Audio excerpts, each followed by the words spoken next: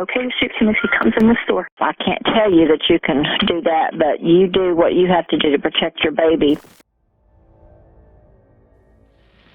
911, where's your emergency? Yeah, I just killed my brother. You what? I just killed my brother. I don't know the address. What do you mean you killed your brother? Come get me right now. I turned myself in. Are you in Wyndham? No, sorry. Yes, I am. All right, I'm waiting for you. Hold on, let me get you to Wyndham. Hold on 1 second. Now. Hold on, let me get you to Wyndham. Send them. You don't know what the address is? 911, where's your... No, I don't. I'm hanging up. No, sir, hold on. Hello? Let them know what road you're on. 911. Fire EMS. Hello? Hi, this is 911. Do you have an emergency? Yeah, we got a person dying here. What's that? A person dead. They're 12 years old. There's a person dead? Yeah, come on, I need somebody. Help me. What's the address, sir? Okay, let me get you over to Wyndham. Stay on the phone for me. Hurry up. Yes. Hurry up. At 1:44 a.m. in April 2022, police traced the call to the Wyndham, Ohio residence after 19-year-old Nate McAtee killed his 11-year-old brother, Joseph. It's unclear why he snapped, but family said he had suffered from mental illness for years. When McAtee was charged in court, he smirked and laughed. The teen also told the judge, "I'm cranky today," and called the $1 million bond ridiculous. The boy's father commented on a local newspaper's Facebook page, saying he's a schizophrenic. The comment has since been deleted. It's unclear who else was in the apartment with the two boys when Nate turned on his brother and where the children's mother, Tina, was.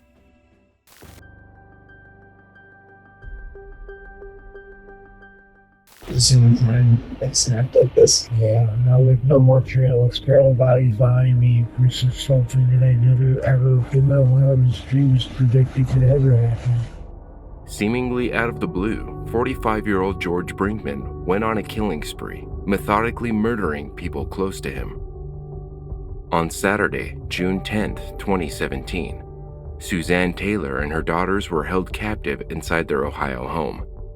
The attacker had known the women since elementary school and had been a family friend for many years. Suzanne's daughters saw George as a second father. She had let him do various jobs around her house, as well as allowed him to stay there when he was homeless. Suzanne's family believes he wanted to be more than friends with her. George brutally murdered Suzanne, a lifelong friend, in front of her daughters, 21-year-old Taylor and 18-year-old Kylie Pfeiffer, before killing them as well. Suzanne's ex-boyfriend, Scott, went to the house the next day, but left when he saw George's car parked outside. She had said she wasn't feeling well, so he left a bouquet of flowers on the doorstep. 2 days later, 21-year-old Taylor's boyfriend, Dale, discovered the bodies. He was on the phone with Scott at the time, who then called 911. Southwest Medina County with a 911 transfer. I have a male on the line advising there is someone in that house who advised they could count the bodies. Okay. Did you go inside the house, sir? Her boyfriend. I'm sorry. My girlfriend's daughter's boyfriend is in the house. Your girlfriend's daughter's boyfriend? Daughter's boyfriend, yes. Taylor's boyfriend, Dale. They didn't answer the door, and I'm sorry. Okay. Picked the lock and went in, and he said the bedroom door is closed, and opened the bedroom door, and he says, "There's a body in here." And I said, "I'm calling 911." So the boyfriend called and said he went into the bedroom?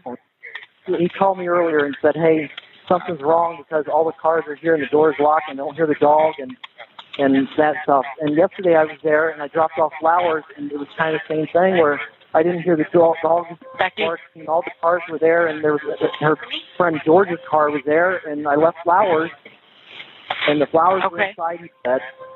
Is he still there? Yes. Okay, so is he? Do you know if he's waiting outside at the residence or is he still in the house? I don't know. He just said there's a body, and I said, oh my God, I'm calling the cops. Okay, did he say, like, who it was or No. if they were breathing? No, I don't know. I just said there's a body. But Taylor, Kylie, and Phoebe are all, we haven't heard from any of them. I tried their phones, and they all went straight to voicemail, and all their cars are there. Okay, and is it just he said that to you and you disconnected right away? He said there's a body. So you said, hey. I'm calling 911. He says, okay, you're calling 911, and I hung up and I called. Okay. Okay, we're sending police and fire out to the scene. If you happen to hear anything back, just call us back and let us know. When they arrived, the police found 3 women face down in bed, covered with blankets. Dale was also taken into questioning where, after showing investigators calls and texts, he brought up George and how he responded when Dale told him the news. He couldn't breathe, he couldn't talk. He kept going, no, no, no, and he had to pull off the side of the road to finish talking with me. And it was a true, genuine state of shock, in my opinion. Since his van was there that day, it seemed odd that George hadn't done anything to check on the women. So Dale offered to call him with the phone on loudspeaker. Hey, George. Hey, How you hanging in there, man? I can't, dude. You're the only one that's in there for me like a Zola, dude. Dale asked George if anyone had been at the house when he was there that Saturday. Nobody knocked on the door. At like 4:30? Maybe 4:30.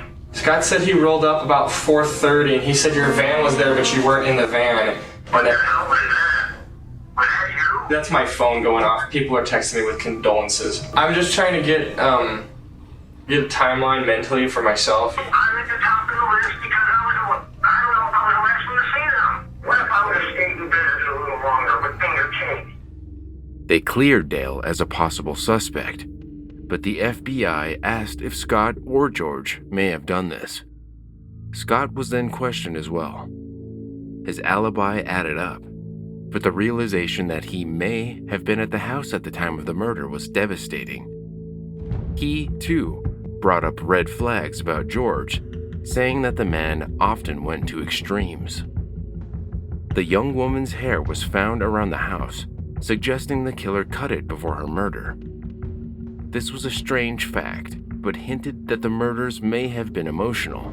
That meant someone close to the victims was responsible. Later that evening, 40 miles away, Gene and Roberta, John's son, went to check on his parents after his father didn't show up for work. He also found the couple covered with blankets. I just stopped by my dad's house to check on him, and I think he and his wife might be. George Brinkman had known the Johns for over 10 years. He had once dated and lived with Gene's daughter, and the attacker had previously worked as a phone book delivery person for the Johns' business. Right before the murders, George was pet sitting for the couple, looking after their 17-year-old dog while they were on vacation. Soon, the 45-year-old barricaded himself inside the home of a woman he knew. He was dog sitting for the owner, Amy, who arrived at the house soon after the FBI. Investigators believe she was close to being his next victim. During the 9-hour standoff, the killer communicated with a TV reporter via Facebook about the murders. Eventually, once SWAT was involved, George was subdued and arrested. During the interview, Suzanne's friends' concerns that this was a crime of passion seemed to align. According to George, the woman had told him she was going on a date that night. Oddly, she had texted saying she wouldn't be dating anytime soon. Was he jealous? She tells me about her and her boyfriend Scott broke up. I'm like, okay. And then she started telling me about some guy that she was gonna hook up for dinner, and at that point I just zoned out because here she just broke up with Scott. She's already talking about dinner with another guy, and it hasn't even been a week yet. What's your relationship with her? Were you guys ever No, romantic, or are you just like always very been close friends? always only been friends. Okay. And we knew, even back in high school, it would never work anything other than friends. A polygraph test came back inconclusive, and George stopped talking and asked for a lawyer. 5 hours later, he gets a smoke break. Outside with him were FBI agents who were not allowed to speak to the suspect about the case, but he brought up that they had the right guy. He then went back inside the station and confessed to the murders. Things were going fine, we were talking, and then I don't know what set her off. She just started going all that crazy. And then we started screaming and yelling and arguing. And then she got up in my face and I snapped. And she just wouldn't shut up. Unfortunately, that's when the girls walked in. I tried to walk away, but Sue had said something that I attacked her in the bed, and then the girls got all, not scared, but it's like they went on the offensive. I mean, yeah, they hit me and it didn't hurt, but I just kept thinking, what the f***? I just got betrayed. You know, I didn't. She's the one that snapped on me.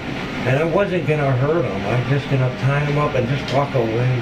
And I'm starting to panic. I'm like, oh crap. You know, now that they're tied up, once they get loose. And then I realized, oh, I really up. I had no intention of even touching them. None. The flowers Scott had taken for Suzanne were on the dining table, and the money George claimed he had taken for her daughters was nowhere to be found. Investigators brought the suspect back in the next day. He stopped at a Walmart at 7:11 a.m. on Saturday. He made like a couple of purchases, like a knife and a sharpener. The knife I bought was too small. The knife in the kitchen, it was it had a long blade with an angle like this, and all I did is grabbed it just to shut her up and let her know I didn't want her yelling anymore. Autopsy results showed both of Suzanne's daughters had fought back. Then there was the second brutal killing. People want to know what happened to these guys. Can I ask you a question? Absolutely. You ask what does Stark County got to do with that? These guys have told you, and in essence, I believe, you're probably the last person that saw these three girls alive. Would you agree with that? Yeah. The coincidence that comes into play with Stark County is you're probably the last person that saw Gene and Bobby alive. What? You love those people. You do. You love them. You don't react like that if you don't care about somebody. I thought I would be accused of 3, now it's 5. And then no. George, what made you think you're being accused? Like you said, the last person to see not 3 but 5 people alive. You don't just have questions and send SWAT to the door. If the police came to my door, I wouldn't be in a situation where I would retrieve a firearm and then... I had it in the room with me when I saw them. Listen. I know. Listen, look at me. I wouldn't go to a window and put it to my head. I'm not sitting here trying to dispute this, but listen, do you understand how kind of the totality I see how it looks.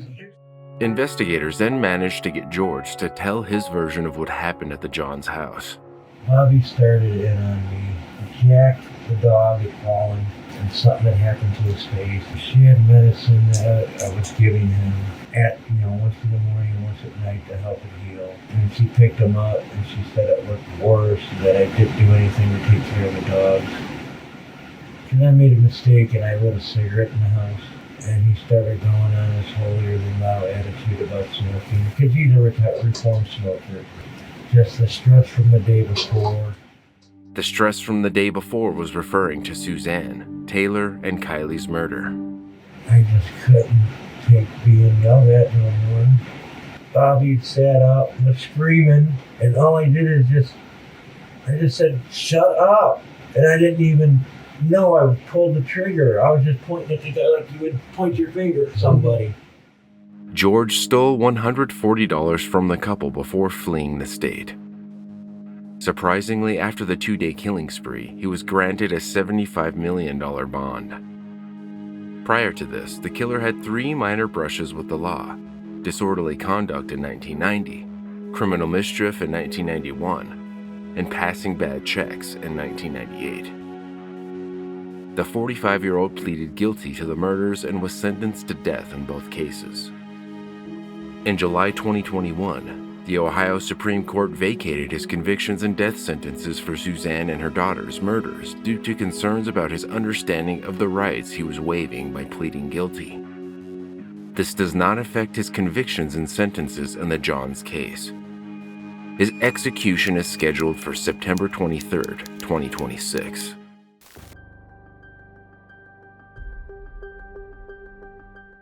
I wouldn't have done it, but it was my son. Do you regret what you did? We could be in a whole different situation right now if I wouldn't have done it. On Christmas Day, 18-year-old Sarah McKinley lost her husband to lung cancer. On the night of 58-year-old Kenneth's funeral, Justin Martin arrived at the house, claiming to be a neighbor. But Sarah had a weird feeling about the man and wouldn't let him in. Then, on New Year's Eve, the 18-year-old was at the home with her 3-month-old son when she heard someone knocking aggressively on the door. Since it's a remote, rural home, the doors were unlocked. 911. There's a guy at my door. I'm here by myself with my infant baby. Can I please get a dispatcher out here immediately? Okay, hold on. Just hang with me a second. Are your doors locked?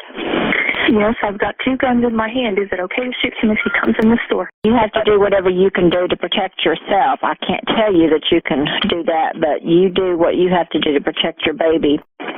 Ma'am, Are you there? Yes. hey, how did you discover that there had been shots fired? I was on the line with the young lady. Do you think she was the one who did it? Yes. Okay, all right, she has. Yeah, okay, thank you. Okay, thank you. Justin was armed with a 12-inch hunting knife. As he crossed the threshold, Sarah shot him in the torso. But he wasn't alone. In fact, his 29-year-old accomplice, Dustin Stewart, called 911. Sheriff's office, this is Diane. 911. Have you had reports of somebody firing shots, getting shot, breaking and entering or anything? Yes. Who is this? My name is Dusty Stewart, and I think it was my friend that got shot. I don't know. Okay, where are you at? I was with him, and I'm driving back to his house right now. He was going up to this house to look at it or something, and... Can you give me a description of him? Of Justin, my friend? Yes. Yes, ma'am. He's wearing an orange shirt with blue jeans and a belt buckle and a cowboy hat. I stepped up there and yelled and tried to get him to come back because I wanted to leave and I was scared. Okay. I tell you what you need to do. How close are you to the Blanchard Police Department? Ma'am, honestly, he lives out here on the golf course, on Indian Ridge Golf Course. Yes. And we were just out driving through his pasture. And ma'am, I honestly don't even know the way back to his house. If I can find my way back to his house, I will do whatever I need to do, but I'm scared to death right now, ma'am. All right, hang on with me. Do you know the address, any kind of address out there, what road you might be on? Ma'am, it's a pasture. There are no roads. I'm so scared right now. I've called my dad and told him, and he's supposed to meet me back at Justin's house because I called and told him and told him I was going to. Do you know Justin's address? No, ma'am, I don't. It's just the Indian Ridge Golf Course where we're bought Indian Ridge Golf Course. Okay. But the house that he was looking at, I don't know what he was trying to do. Okay. I stood at the fence and was telling him to come on, and I don't know what he did. Okay. Well, what I would suggest for you, are you in the Blanchard area, like around the city of Blanchard? Yes, ma'am. It's Blanchard. It's okay. Then what I would suggest you do, because you've gotten a hold of Grady County Sheriff's Office, and I would suggest that you go to the Blanchard Police Department. Okay. Okay, and give me a phone number in case if I need to call you back. Okay, my number's... That's what I would suggest that you do, is go to the Blanchard Police Department, because they're going to be the ones that are going to be coming investigating it. Okay. Okay? Like I said, I don't know what's going on, but I'm scared to death, ma'am. Okay, well, I would suggest that you go to the Blanchard Police Department and tell them what you've told me. Okay. Okay. Thank you very much. All right, bye-bye. The 24-year-old fell over the couch and died at the scene. It was a terrifying 20-minute wait before police arrived. Meanwhile, Dustin had fled the scene and later turned himself in, driven by his parents. authorities determined Sarah McKinley's actions were in self-defense, and she would not face any charges. You're allowed to shoot an unauthorized person that is in your home. The law provides you the remedy and sanctions the use of deadly force. But in a strange legal twist, Dustin Stewart was charged with first-degree murder under the felony murder rule, which holds an accomplice accountable for deaths that occurred during the commission of a felony. The local community rallied around the young mother, offering donations of clothes and gifts for her son, and nicknamed her the Make My Day Mom. Since the incident, Justin Martin's family remembers him as courteous and respectful, saying his addiction issues had gotten the best of him, and for the most part, the community agreed he was a good person. It's believed that Justin was breaking into the home to get painkillers. Some said he was looking for cancer medication, but those claims can't be verified.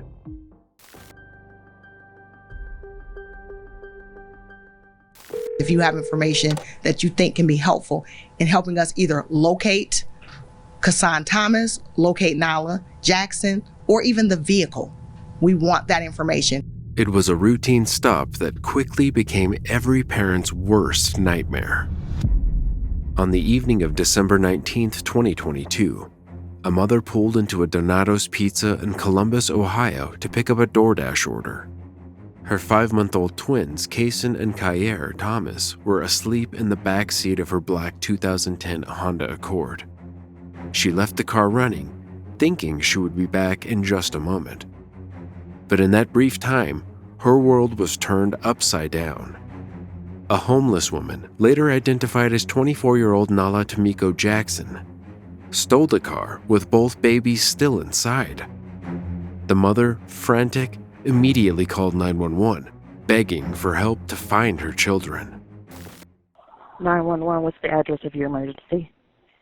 Hi, I was parked at the Donato's Pizza. Someone just stole my car. Okay, Donato's on First, I'm thinking? On First Avenue and High Street at Donato's Pizza. Okay, I have a Honda Accord. I have a Honda Accord. My bumper is off. Okay, what color is your Honda? It's a black Honda Accord. Okay, you said it's black? Yes. I was just right here, and all I was doing was just grabbing this pizza. I was right here. I didn't even go inside the building, and I see him get in my car. White guy, black guy, Hispanic, Asian? Like, he had on a mask. I didn't see him. So a person with a mask got into it, right? Yes. Okay, which way did they go? Okay. How old are they? They're 5 months. Someone stole my car. I didn't see it. It was a black car. I didn't see nothing. It's a black car with the bumper off. Oh, my God. The front bumper is off or the back one? The front bumper is off. Okay, the front bumper is off. And you don't know your tag number, right? It starts with an M. Yeah. Okay, it's not. Where's the police on? Ma'am, they're on the way. I promise you. It's already been dispatched. They're coming. Like, I'm in the beach. Where's the police at? They have to drive there. I promise you, they're coming. By the early hours of December 20th, there was a breakthrough. At 4:15 a.m., a passenger at Dayton International Airport spotted one of the twins, Kyer, in a car seat in the parking lot. Vandale 911, where's your emergency? Hey, this is and I'm calling from the economy lot at Dayton International Airport. And we just discovered a baby in a baby carriage in the parking lot. Okay, and you're in the airport parking lot, right? Yeah, we're gonna take the baby inside the terminal right now because we're. Okay, let me get you over there. Okay, let me get you to the airport, please. Hold on 1 second for me. Airport police. Hey, airport police. This is, and I'm in your economy lot, about 100 yards due south of the terminal. Okay. When I pulled into the lot, I met another family here. So we are now walking towards the terminal to the American Delta desk area, and I've already notified 911, which connected me to you. Okay. You have the baby with you, or? Yeah, me and this other family are walking right now with the baby. Miraculously, he was unharmed, but Kason, along with the stolen car, was still missing. Police were in a race against time. Despite Kair's recovery, there was a delay in issuing the Amber Alert. Columbus police tried to work quickly with the Ohio State Highway Patrol, but complications with identifying the vehicle, since it had no license plate and was recently purchased, meant the alert wasn't issued until 1:37 a.m., hours after the abduction.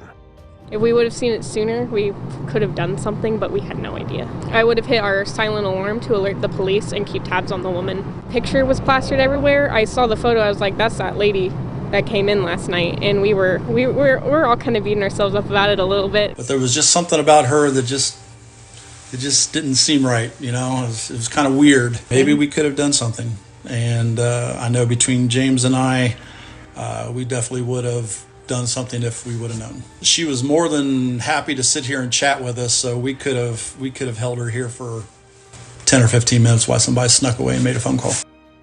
Time was slipping away. In the meantime, police publicly pleaded with the suspect to return Kaysen safely. Surveillance footage revealed the stolen vehicle had briefly stopped at the Dayton Airport parking lot, but then disappeared again. No sign of Jackson. No sign of Kaysen. 2 more days passed. Then, on December 22nd, after nearly 3 days of searching, authorities finally caught up with the woman in Indianapolis, Indiana. She was arrested, but Kaysen was not with her. Just when hope seemed to be slipping away, residents Cheyenne Delmar and Mecca Curry took matters into their own hands.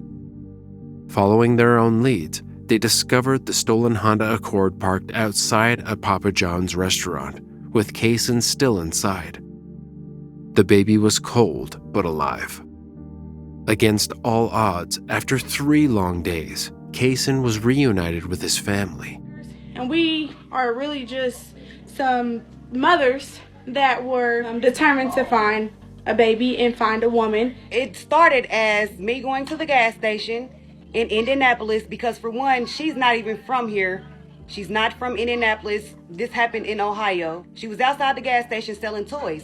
I just so happened to need some toys, and I bought some toys from her. But at the time, I did not pay attention to her. So I bought the toys from her. She asked me for a ride. I did not discover until yesterday night that I had a kidnapper in my car, and I took her down the street. I was scrolling on Facebook, and I seen a mugshot of this girl with like blonde hair, and I'm like, she looked familiar as. So I kept digging and digging and digging and digging. I reached out to so many people. I'm like, listen, I think this is the same person, just to see if somebody else would say, yeah, that's the same person. So I reached out to her. So at this point, the baby was safe. He was found out of the car. And I was like so mad. I'm like, well, how long this car been outside? They like, it's been out there for like 4 days. Why ain't nobody reported it? But I'm so happy. It was a very joyous moment for us. And I was so happy to hear the mothers cries over the phone, and it was tears of joy. It was very beautiful. But the family's relief would soon turn to sorrow. On January 28, 2023, just over a month after the incident, little Kair tragically passed away at home. Preliminary reports indicated that he may have choked while being fed, though the cause of his death remains under investigation. The loss shattered the family and the community, who had just begun to heal from the trauma of the abduction. Nala Jackson now faces federal charges due to the interstate nature of her crime, which includes 2 counts of felony kidnapping. Her actions, taking a mother's car and her children, have left lasting scars on this family.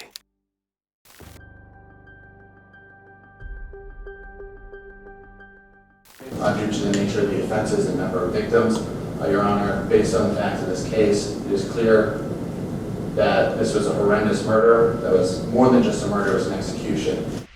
What drives a young man with a clean record and a bright future to snap and kill his whole family? County Sheriff's Emergency Emergency.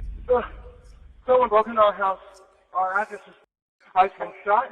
My other family member's been shot. I need help immediately. Okay, I'm getting Cedar Rapids on the line here. I've been shot in the foot. Okay, sir, stay on the line. Stay with me. Be answering. Give them the address right away. 911, what's the address of the emergency? Okay, what's going on? Someone broke in. Okay. I've been shot. You've been shot? My dad was shot. Okay, hold on just a second. Are they still there? No, they left. They left. Did they come inside the house? Yeah. Okay, where were you shot at? Downstairs. No, on your body. On your body, where have you been shot? Foot. I'm sorry, where? Foot. In your Left foot? Okay, how old are you? 20? How old are you? 20. 20. Okay. I've got help coming. Just stay on the line with me, okay? Do you know who it was that broke in? What was that? Do you know who broke in? No. Okay. Did you get a look at them? No. Could you tell if it was a man or a woman? A man. Could you tell if they were white, black, Hispanic? That's okay if you don't know. Just stay on the line with me, okay? What's your first name? I'm Alex. Alex, we've got help coming, okay? Just stay on the line with me and don't hang up, okay? The number I have is I think I You think what? You're doing just fine, Alex. Just stay on the line with me. What do you think happened? I don't know. Okay. Is it just your foot? Yeah.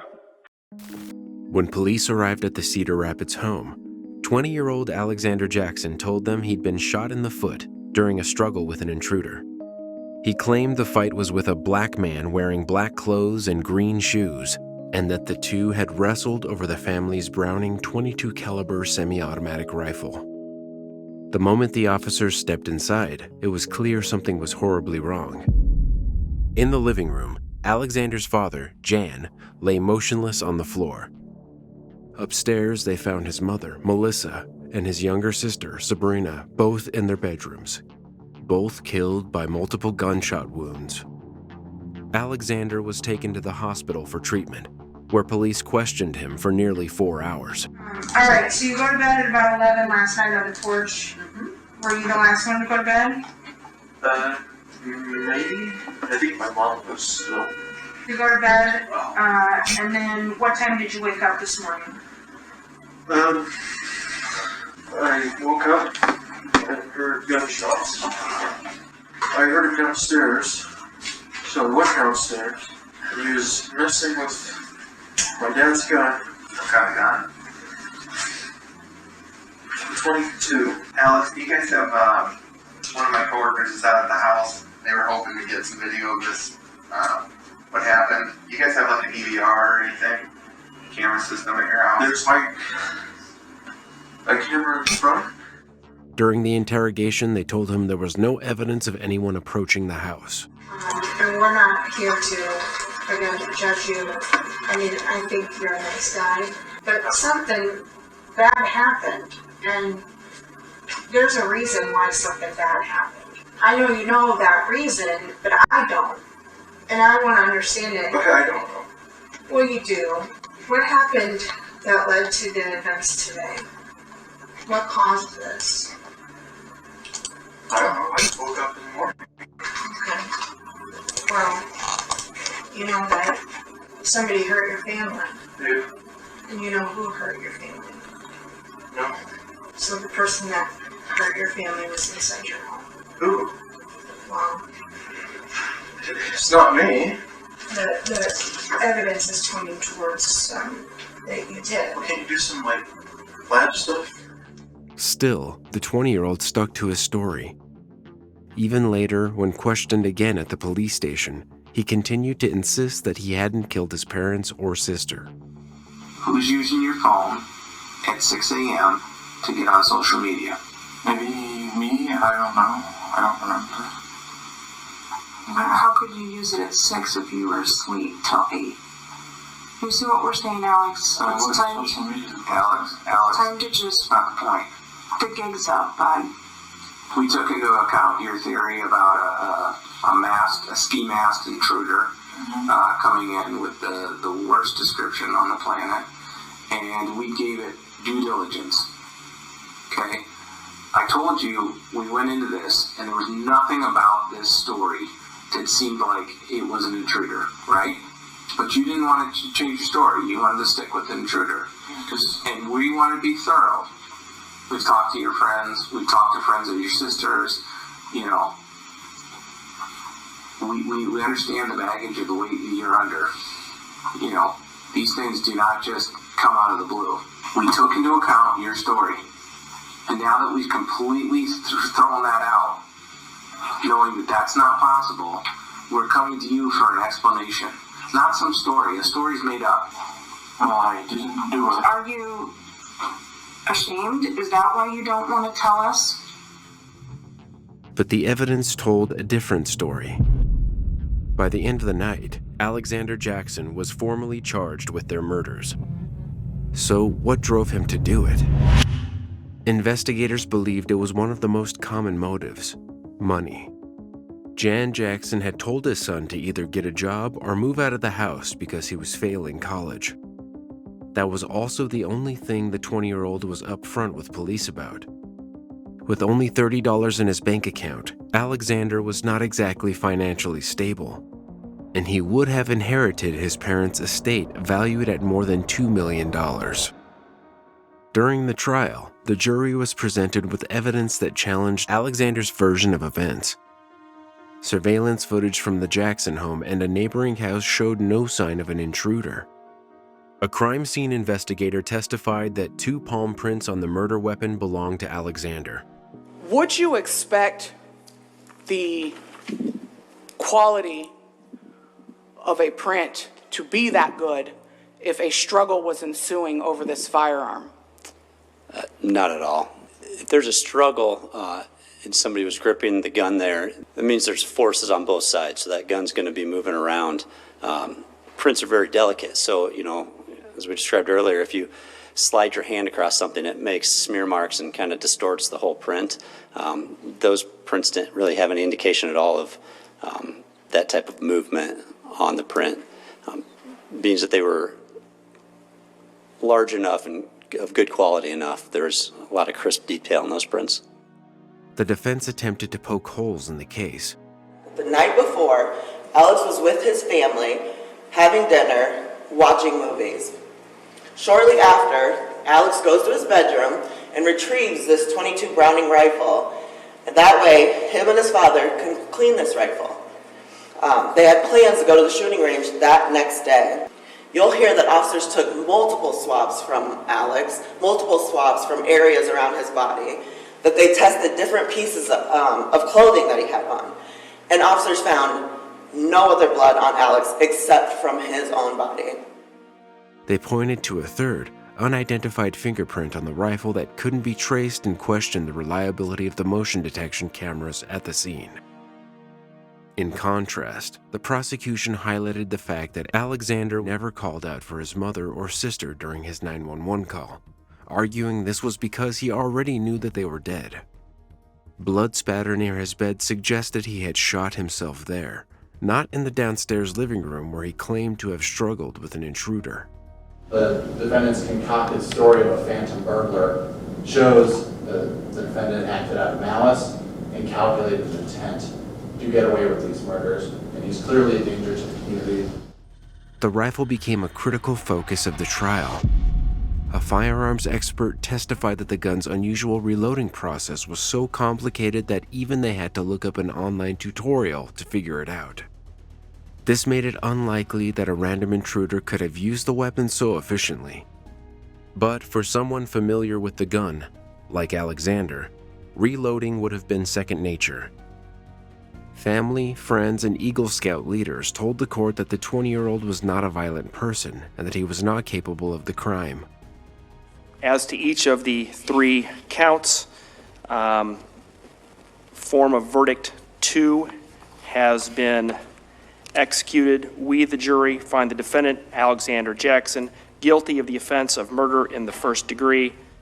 The jury disagreed. Alexander Jackson was guilty of murdering his entire family. In March 2023, the judge handed down 3 consecutive life sentences with no possibility of parole.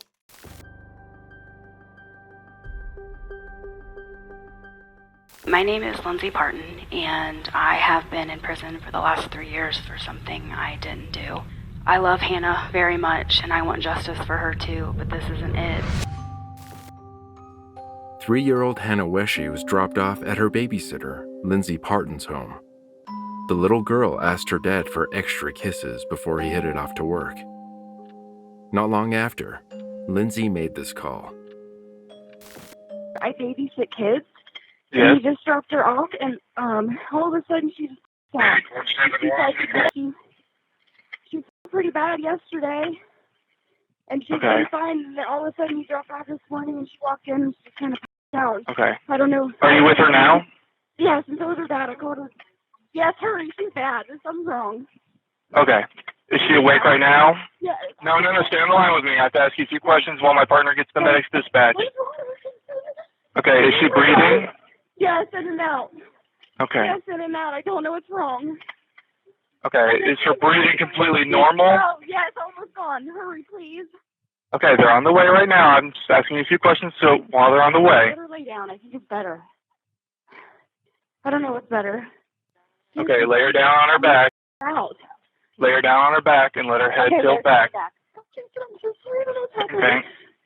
Is she still on, correct? Yes. Okay. No, she's Okay. Hannah, wake So, up. Yes, there she is. okay, is she on her back right now? Yes, she's on her back. She's Okay. on herself. Okay.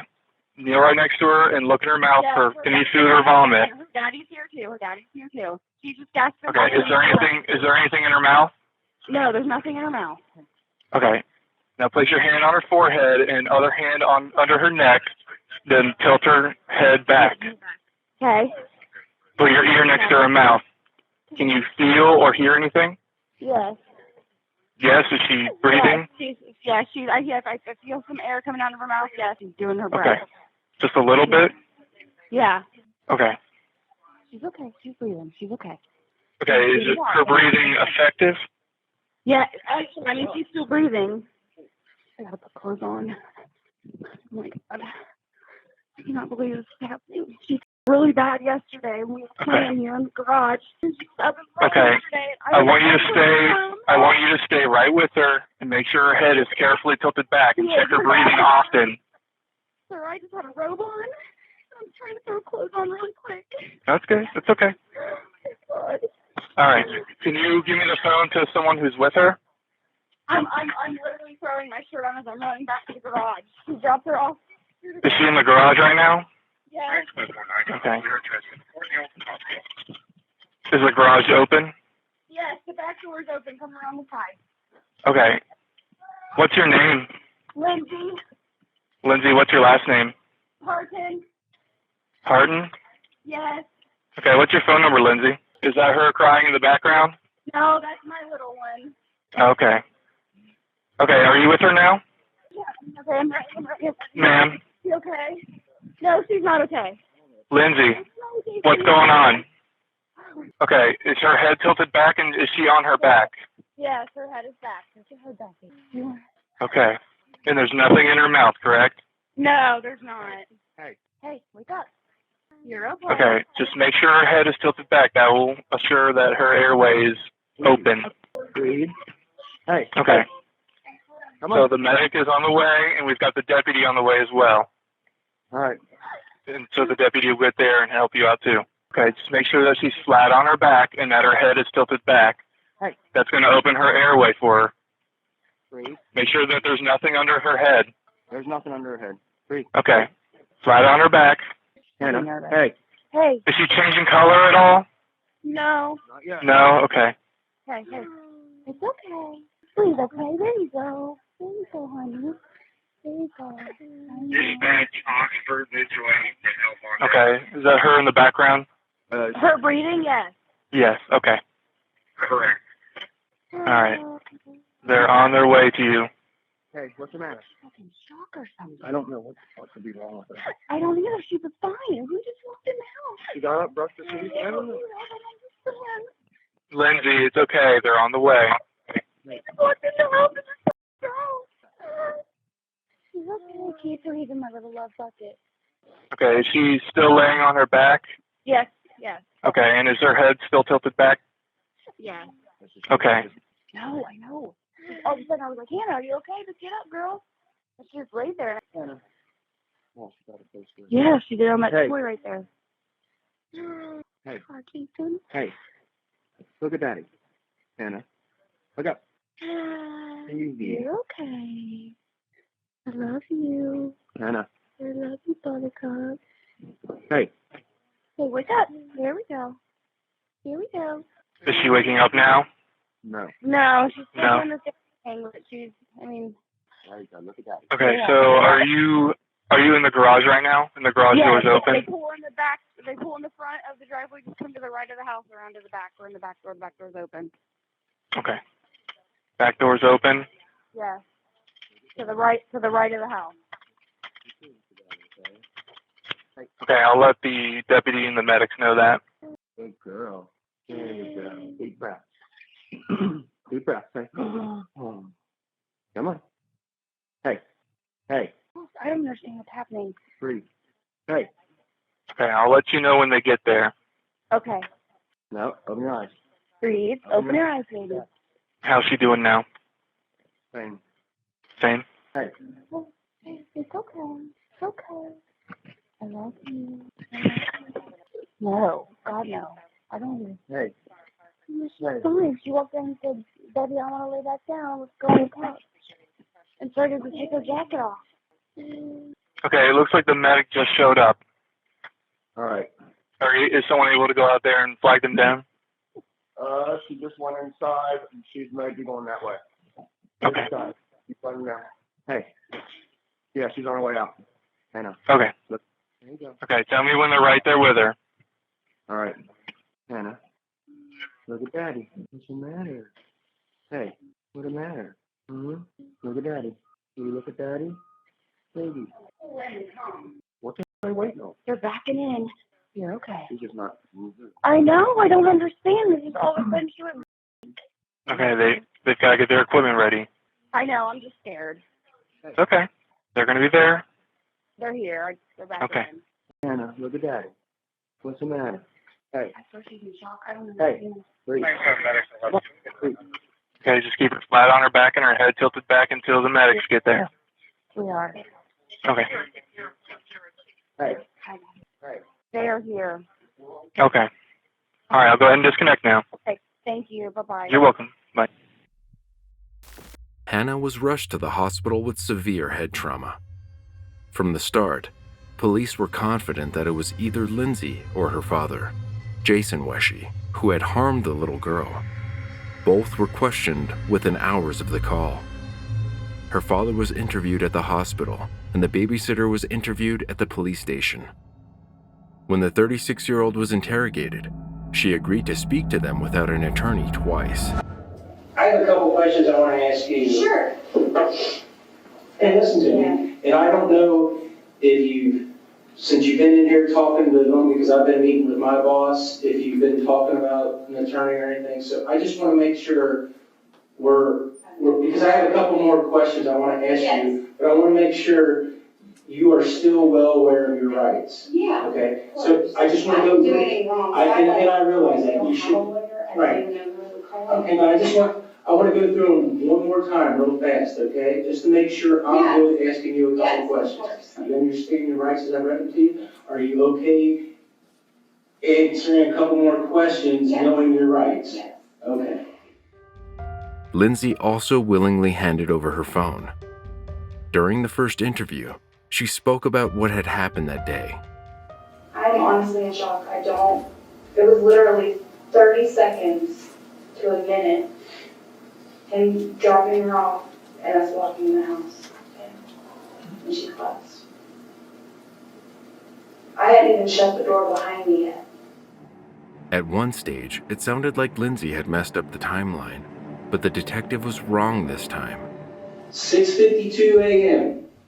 So let's give him benefit of the doubt, 10 minutes. 7:02 a.m. When do you think that 911 call was placed? I don't know. 8:20. Are you serious?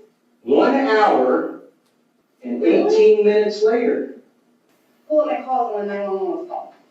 Because it was 7:20. I called 911 at 7:02 and him at 7:01. Well, I'm looking at the CAD report wrong. Yeah. I stand corrected. Yeah. You are right. I called right away.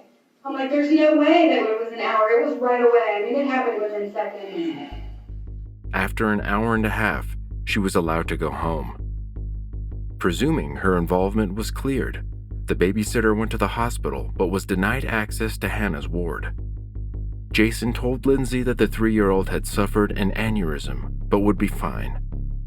But at 9 a.m. the next day, the woman was arrested. In that interrogation, Lindsay's story grew and changed over and over again. So when she walked in the when she walked in the back door, the garage door, into the back of the house. When is this? Thursday. Thursday. When she looked up at me and went to take her jacket off, and she fell on that side, the other side, and there was like a pink cart laying there, and I think she screwed her face on that, but I'm not sure. She wasn't on top of anything, she was walking. Well, so what happened? So say this is the door. Yeah. She walks right here. There was like one of those push carts that you can like serve things off of, and it's like a Serving cart. Yeah. And she fell like that, and there was a wheel. I think she did that. Okay. But I don't she know wasn't that. on top of anything. She wasn't climbing or nothing. She was Yeah, she literally just climbed. Okay. What exactly? How did you move her, and into what position did you move her I into? really wasn't sure what was happening, so I kind of picked her up, and I was like, Hannah, are you okay? Hannah, are you okay? Get up! I thought maybe she'd like tripped over her pants or something, because sometimes she'll try to like take off her shoes while she's standing up. Yeah. And she didn't get up, and I'm like, are you okay? What's up? And she was like not saying anything to me. And you're shaking her to get her to come to. How are you shaking her? Not shaking her, just like, Hannah, are you okay? Hannah, are you okay? Hannah, are you okay? Just trying to Like, wake her. Okay. So when you're down, you were down on one knee, 2 knees? Over top of her? yeah. I mean, I was down, You yeah. had both arms under her? Or did you have her shoulders? When I was holding her, I was holding her like this. So when I laid her down, I wasn't holding her at all. I was on the phone. When I would say her name, she would look at me. Yeah. She was responding to me. I just couldn't get her to like say anything. And then Jason got there and picked her up off my floor and took her out to the couch in the garage and laid her there and waited for the paramedics to come around the back. So when she fell off the train, Yes, she did. Yep. she hit her face. Yep. Now you're saying it's the left side. Yeah, I was thinking, because she fell to the left. I don't know why. Not the right. Not the right. Okay. I'm sorry. Okay, fine. So I've never been good, Ross right, Ross left. It seems that Lindsay answered the questions under the presumption that the 3-year-old's father was being investigated. you see that bruise? Mm-hmm. What's that kind of look like? Is it older? Older. Yeah. See this here? Mm-hmm. That looks, what would you say? Older. To me, that looks brand new. Oh, okay. That looks newer than even. Okay, yeah, I don't know. So what it kind of looks like is that these are all from a different time. Yeah, I don't think that I really don't think that she's been hurt. You know? No, I honestly don't. In my gut intuition, I don't think that he's a bad guy. I really don't. The more the detectives knuckled down on Lindsay, the more her story changed. After they told her that, according to the medical professionals, Hannah's injury would have to have been immediate. It couldn't be from the day before. There's no doubt. It's not a question of, well, maybe it happened. There's no doubt. It absolutely happened during this time. And the only person that was there was a couple of kids and you. You know, I can't imagine if I would have accidentally done something to cause this. Whether it was an accident or not, something happened under your care. What accident caused this? I opened up the door, she was coming through, and she stood on that concrete step. And she stood up and looked up at me and did say, I want a donut and couch, and then collapsed. I appreciate you being honest there. I mean, you know, it's an accident. I opened up the door, and like, can I go out and take your jacket, or blanket? And when I went to take her blanket, it slipped on the blanket, got underneath her foot, and I thought she was having a seizure. I didn't think that was her. I thought someone had taken her. That's not what happened. It is, I promise. No, that's not what happened. It is. The doctor said when this injury occurred, she was instant. There was a more severe accident that happened that just like this accident, you're afraid to tell us for some reason. Okay? I'm not afraid to tell you anything. So I slipped on her blanket. I opened the door, and we both went down. Tangled up, and when I opened up the door, it got tangled, and I slipped. So are you on the concrete floor, or are you on the step, or are you on the top I step? was on getting ready, I was trying to step up to go inside. I lost my balance. I'm so sorry. 9 days later, Hannah died. Hannah was born into challenging circumstances. Her mother was a drug addict, using while she was pregnant, which complicated the baby's health. Then, Hannah's father faced homelessness and financial difficulties after losing his job, leading to periods where he had to sleep in his car. Hannah would stay at his brother's house. He eventually secured a construction job in Hanover Township, working for Lindsay's partner, T.J. Smith. Jason managed to find a new home, but had to work 12 hours a day to provide for his family. To make the long hours work, he would drop Hannah off at the next-door neighbor, Lindsay's home, sometimes as early as 6 a.m. The babysitter had 2 children of her own and looked after 2 other young children. She fed Hannah dinner, took her to dance class, and sometimes even washed her clothes. At the time, Lindsay was also working as a bookkeeper for her father and as a Mary Kay consultant. With the charges upgraded to murder, investigators doubled down on the weeks leading up to the incident.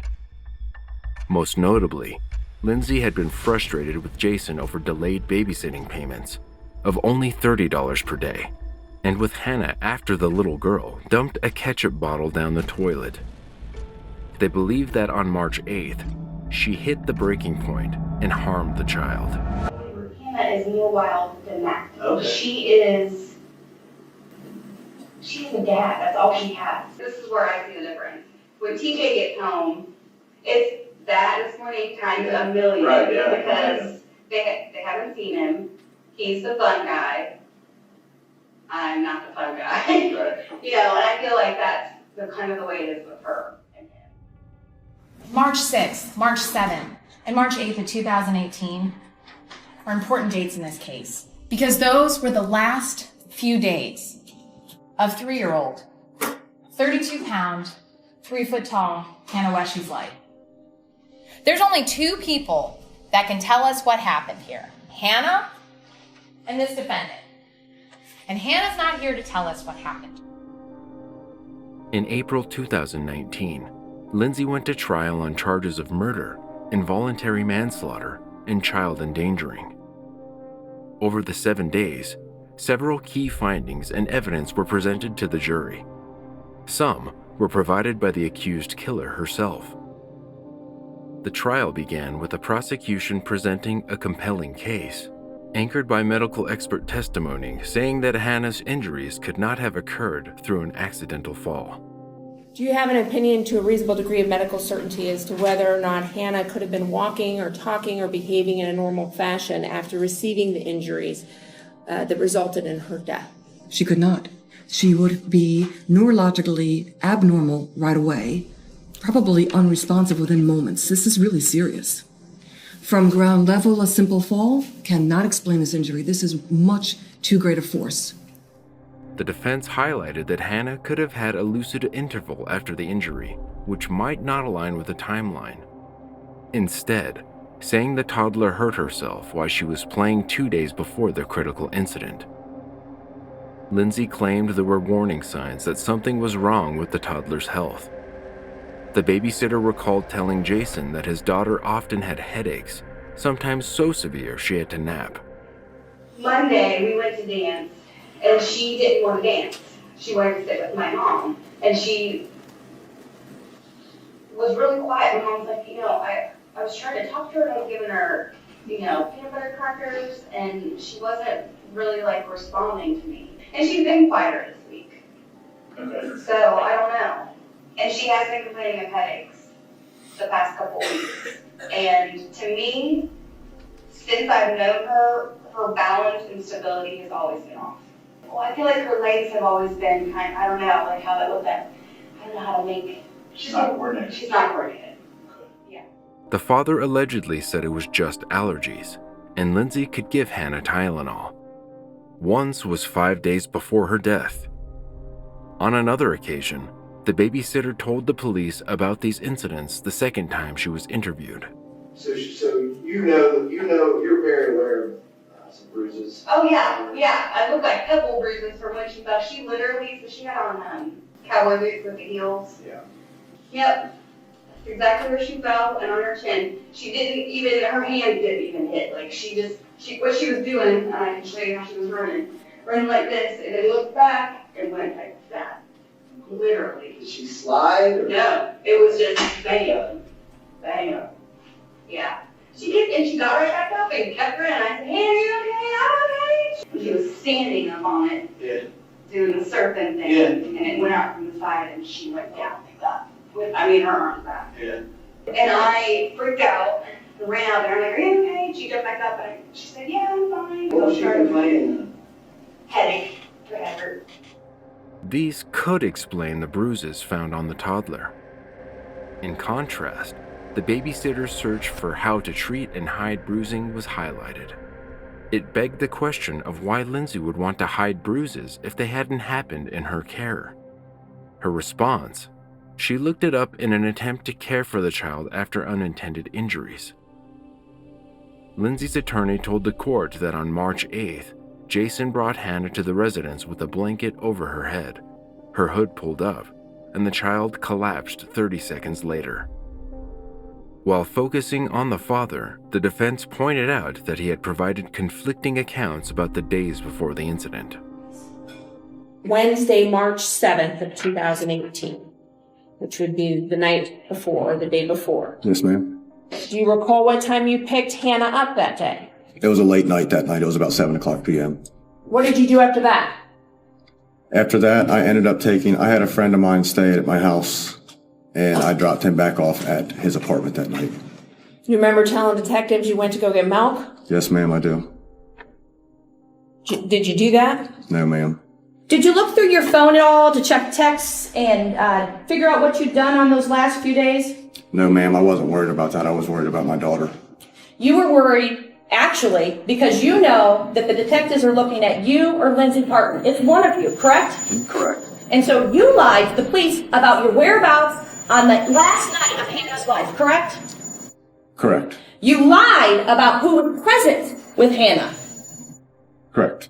And then all of a sudden, now you know, oh my gosh, my friend Chris was over the last night my daughter was alive in my house, and now I remember that I drove him to Fairfield. Is that what you're telling this jury? Yes, ma'am. That's what you're telling this jury. Jason recalled the morning that Hannah collapsed. When the prosecutor asked about the father and daughter, he got emotional. But the defense attorney also wanted to point out the inconsistencies in this testimony. You don't specifically recall telling Detective Lambert that you were driving to the shop located at the end of Shank Road when Lindsay called him to respond back to the house due to Hannah not breathing? No, ma'am. It was right after I started my truck.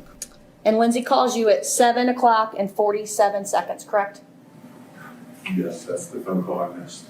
And just like you told Detective Lambert, you were on your way to the shop when Lindsay called you, correct? I was in the middle of starting my truck when I missed that first call. That's not what you told Lambert. That's what happened. Are you telling this jury that it only took you 1 minute and 17 seconds to get down to your truck, drive around to the barn, get to the truck, get out of your car, and get into the truck and turn it on? That's what you're saying? Yes, ma'am.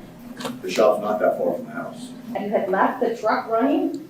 Yes, ma'am. Do you recall that? Yes, ma'am. So if other witnesses say nobody ever went and turned your truck off, either the truck ran all day long sitting in the back of Smith Construction's pole barn? I don't know how to answer that. I'm not sure who shut the truck off or if anybody did shut the truck off because I never went back down to the truck. So if nobody shut the truck off, Then it ran you all didn't day start long. your truck, correct? Oh, I definitely started my truck. It was running when I was down there. Why didn't you take your truck then? You Because- just got a call that your daughter is unconscious. Yes. You're telling me that you have the wherewithal of getting in your car because what if I have to go to the hospital? I'm going to need my car. You didn't just jump in that truck. You just started it, put that thing in reverse, and hightailed it up the street. Come on, are you kidding me? No, I'm not. I didn't call her back until I was in my car. And that truck's a diesel, so you can't just start it and take off like that. I was in my car when I talked to her again, and I put it in drive, and I went back to her house. The reason you didn't take the truck is because you didn't have the truck started, correct? No, ma'am. That's false. The toddler's father had also told Lindsay and police that Hannah had had an aneurysm. you believe that the medical condition for Hannah was an aneurysm. Do you recall that testimony? Yes, ma'am. And that's what you told Ms. Parton, isn't it? Yes, that's what I thought it was. Okay.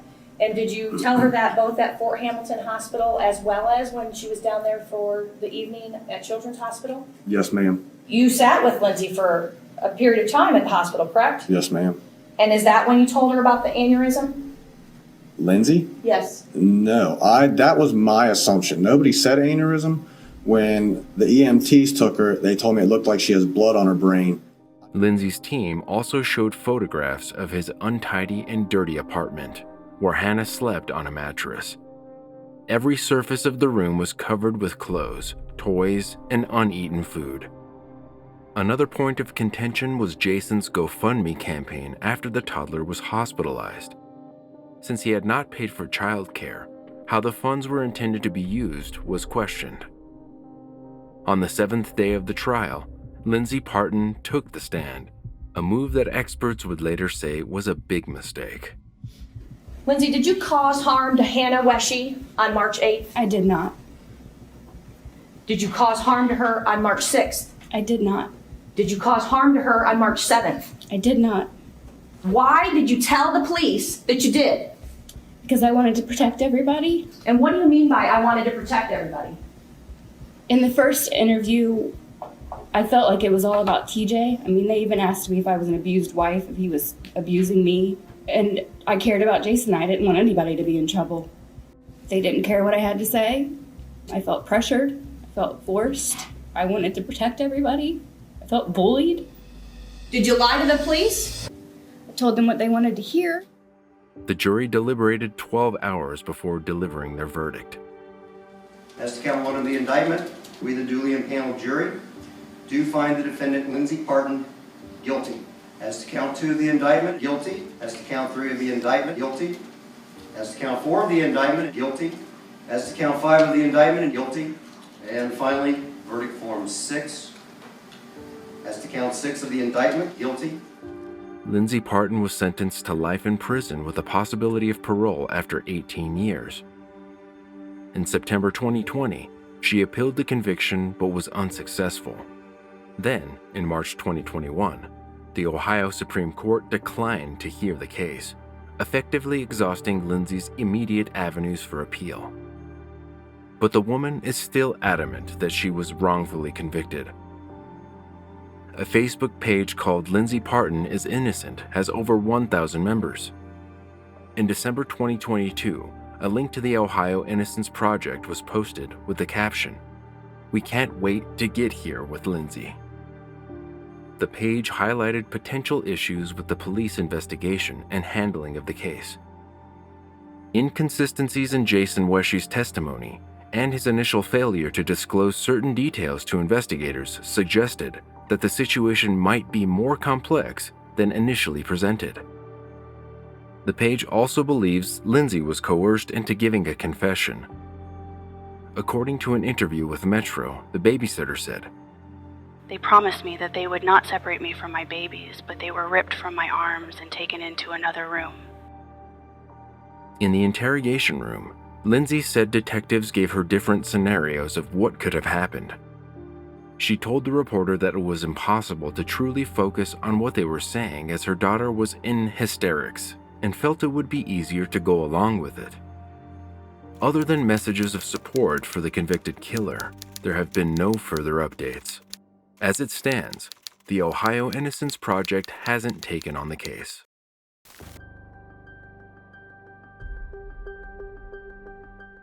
Please tell me what you do. He's saying right now. She was saying he was willing to take his life to prove how much he loved her. Yeah. It's been more than a decade since Jonathan Cruz's mysterious death, and his family has finally secured a crucial piece of evidence, the shirt he wore when he was shot. Their nightmare began after this chilling 911 call that his girlfriend made on February 2nd, 2014. Oh my God. Oh my God.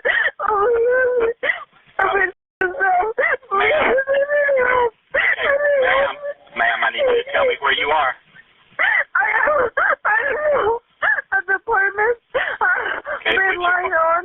which apartment?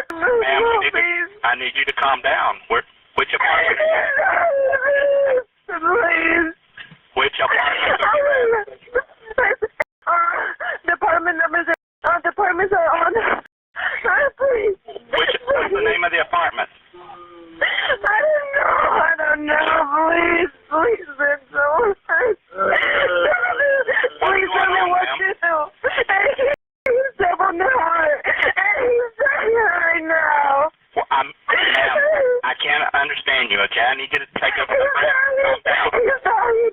He's dying. He's himself. He's himself. Himself? Yes. Okay, where are you at? I don't know what the name was. I don't know what the name was. You're at Beltline and where, ma'am? And my apartment. You know the name of the apartment complex? No, I don't know. But if you're going to the right, I mean, if you're coming north, from the apartments are gonna be on the right, and they're on the right. Are you north or south of the McDonald's? I'm north. I'm north. Oh, please. Are you at Rick's apartments? Do you know? Yes, I think so. Yes, I don't know. Please tell me what We're trying to get someone there. Oh my God. Ma'am, do you have any mail or anything that you can give me the exact address? No, there's nobody here. It's just me. Oh my God. Do you live there? No, he's my boyfriend. Your boyfriend? What's his name?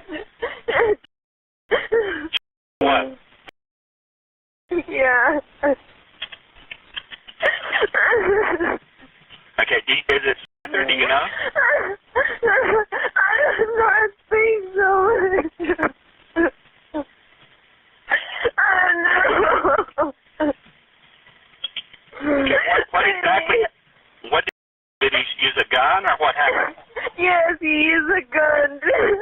Did he mean to do it? Did he do it on purpose? No. Yeah, he did it on purpose. Where did he hit himself at?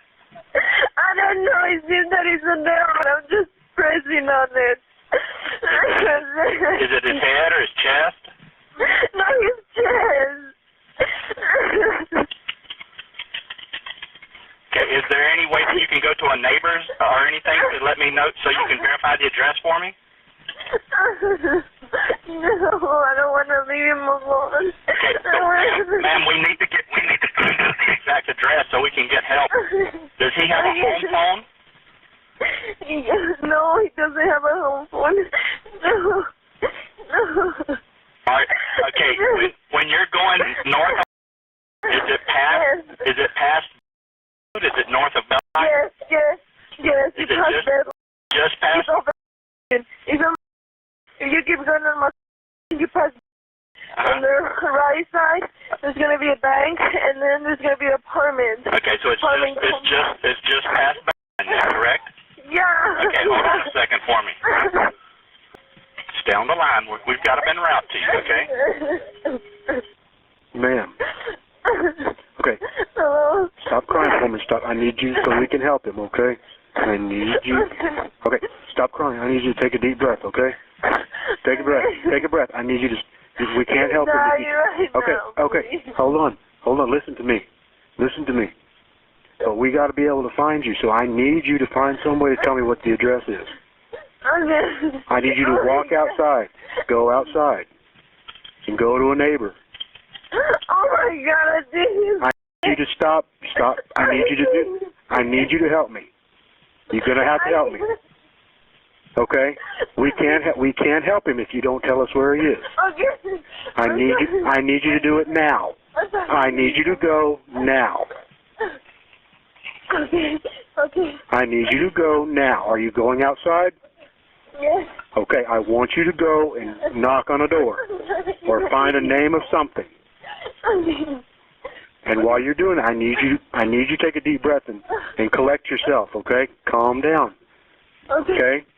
It's not going to do anybody any good if you don't help us. We want to help. We need to get him some help. We want to help you. So I need you to tell us where he is. Yeah. Okay. What's the apartment number you just came out of? 103. I mean 8. 8. Yeah. It's downstairs? Yes. Okay. Nobody's Okay. You don't know the name of that complex when you drove in? No. Did you drive into the gate off, or was it another street? No, it was my Was it right off? Yes. Okay. All right. Try another door.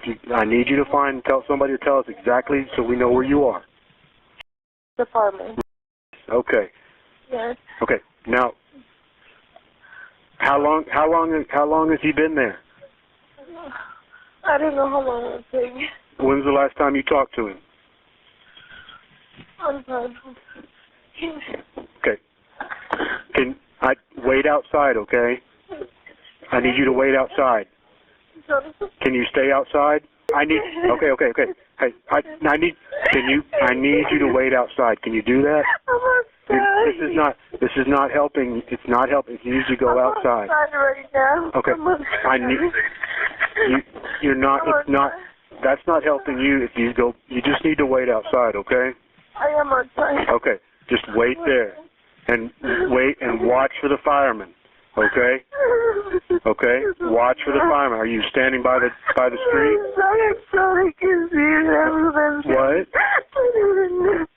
Okay. Listen to me. I want to ask you some more questions. Okay. I need you to listen to me. Listen to me. What's your name? Okay. Okay. Okay. Are you waiting out by the parking lot to wave the fireman in? Yes. Okay. Yes. Okay. His name is Jonathan, right? Yes. Okay. Did he live there alone? Yes. Okay. When you walked in, what did you see?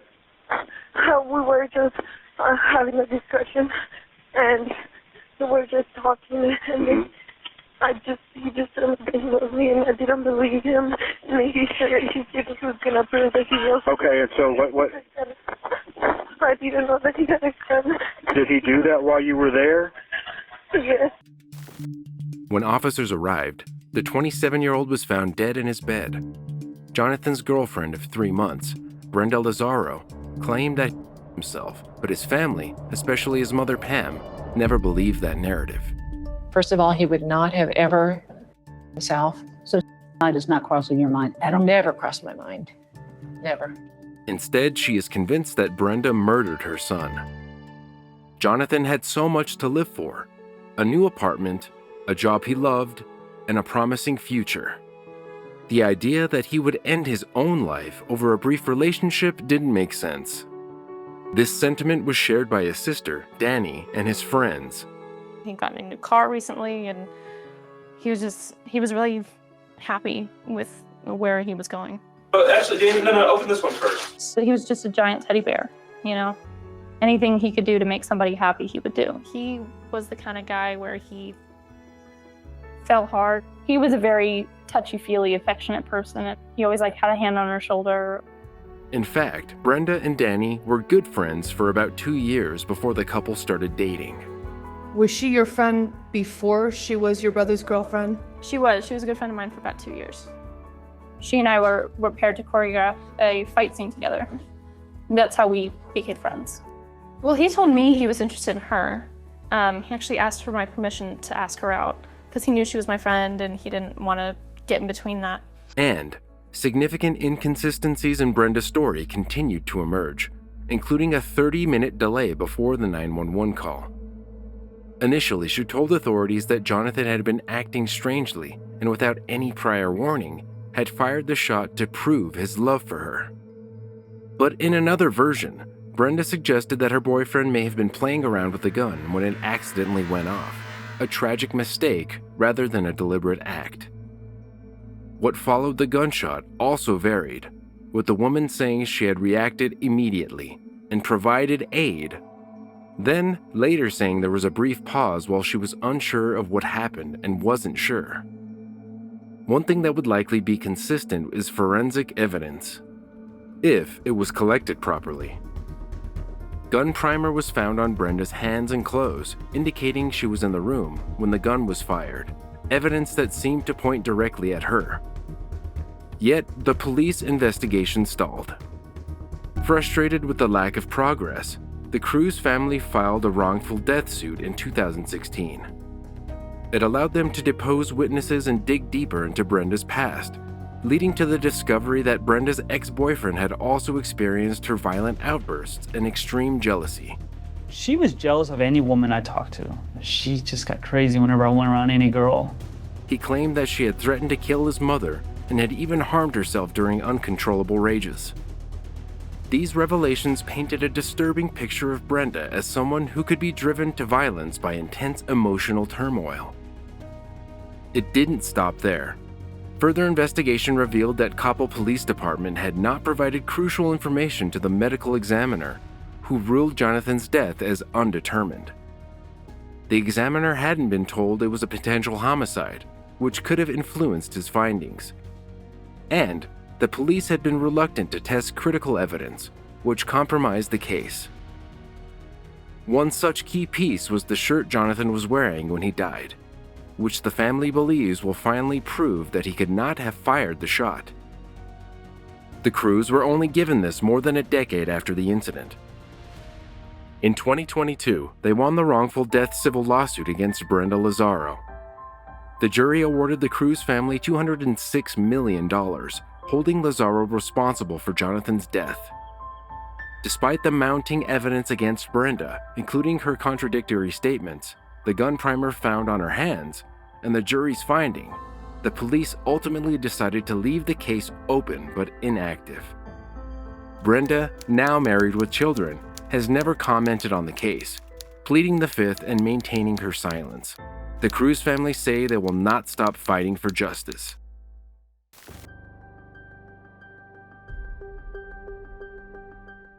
It's just not right for a parent to treat the kids like that. Anybody that does that to a child or to anybody, I hope they get their due punishment. Tyler and Krista Schindley were a well-to-do Christian couple who lived in a $450,000 suburban home in Griffin, Georgia. They ran a spa business and have been foster parents for over a decade. With a total of 8 children, including 5 adopted and 3 biological sons from previous partners. The couple seemed picture-perfect, living the American dream, being regular churchgoers who neighbors praised. But that image would quickly change when a Good Samaritan found a 10-year-old after escaping the house. Mechanic Communications, how can I help you? Hello, I just had a child walk past my house alone, a small child, and we went out to see if everything was okay, and he's asking us not to tell his parents. I don't know who his parents are, but he's asking to please not take him home. Okay, what address are you at? Okay, you said it was a child that walked to your house and asked you not to call the parents? He didn't come to my house. We saw a small child walking on the road by himself, so we went out to see if everything was okay, and he's in our driveway right now. Okay, and you said the child told you not to call his parents? Yeah, and begged us not to take him home, which I'm not sure where home is. Okay, give me 1 second. Okay, and the juvenile, is he black, white, or Hispanic? He's white. And do you know what color shirt he has on? He has on a blue shirt. Blue shirt? Okay, and you said he's still sitting in his driveway? He's in our driveway, yes. And do you know about how old he appears to be? He looks maybe 6. 6? Okay. All right, and what's your name? Yes, ma'am. Okay, we'll go ahead and get units sent out. Have you been exposed to COVID-19? No, ma'am. All right, we'll get them out. They'll be there soon, okay? Thank you so much. You're welcome. Bye-bye.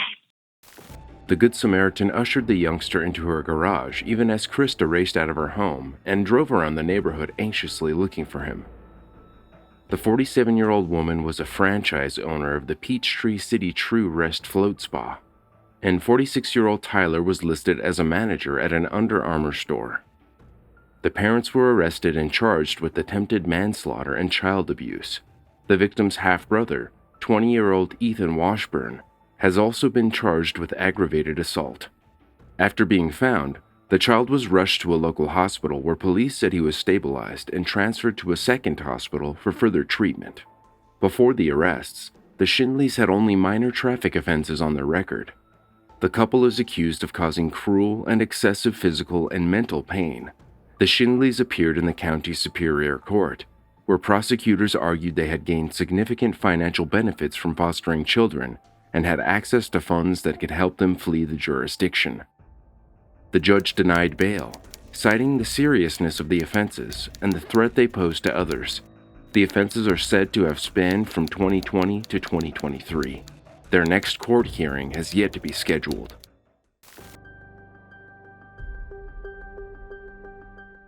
On a quiet Sunday morning in Illinois, 63-year-old Maher Qasim called 911 with his wife and 3 adult daughters dead in the basement of their family home. Family Park 911. Yes, you want to send me out, please, sir? We have a big incident. Somebody got shot. I'm sorry, you said you need an officer because somebody got shot? Yeah. Where are you at?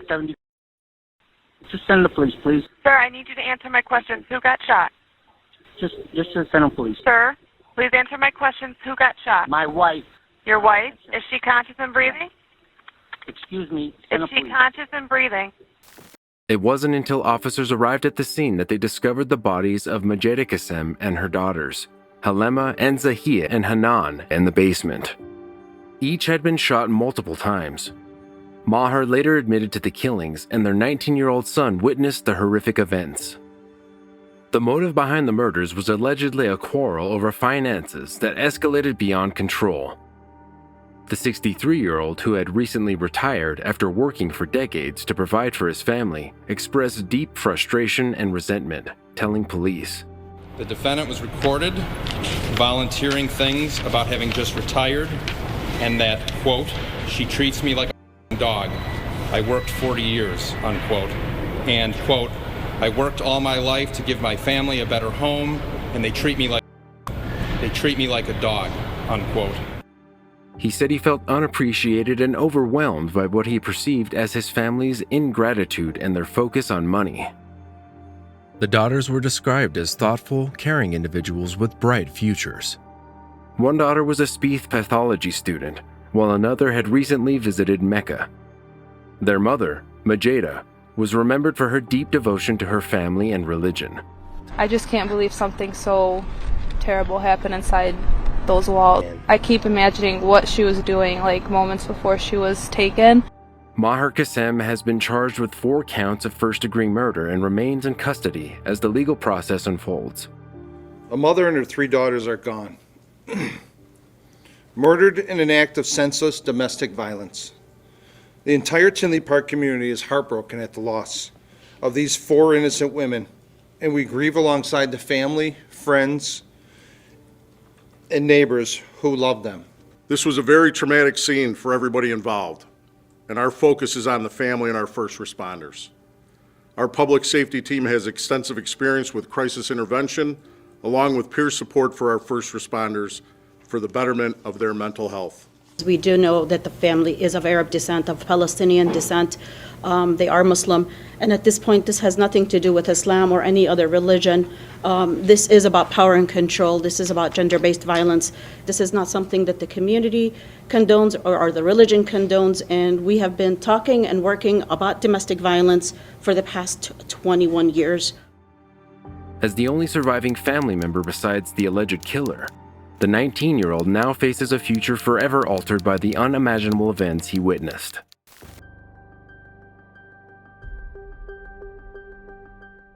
An Akron man was taken into custody after leading police on a high-speed chase that resulted in a standoff inside a home.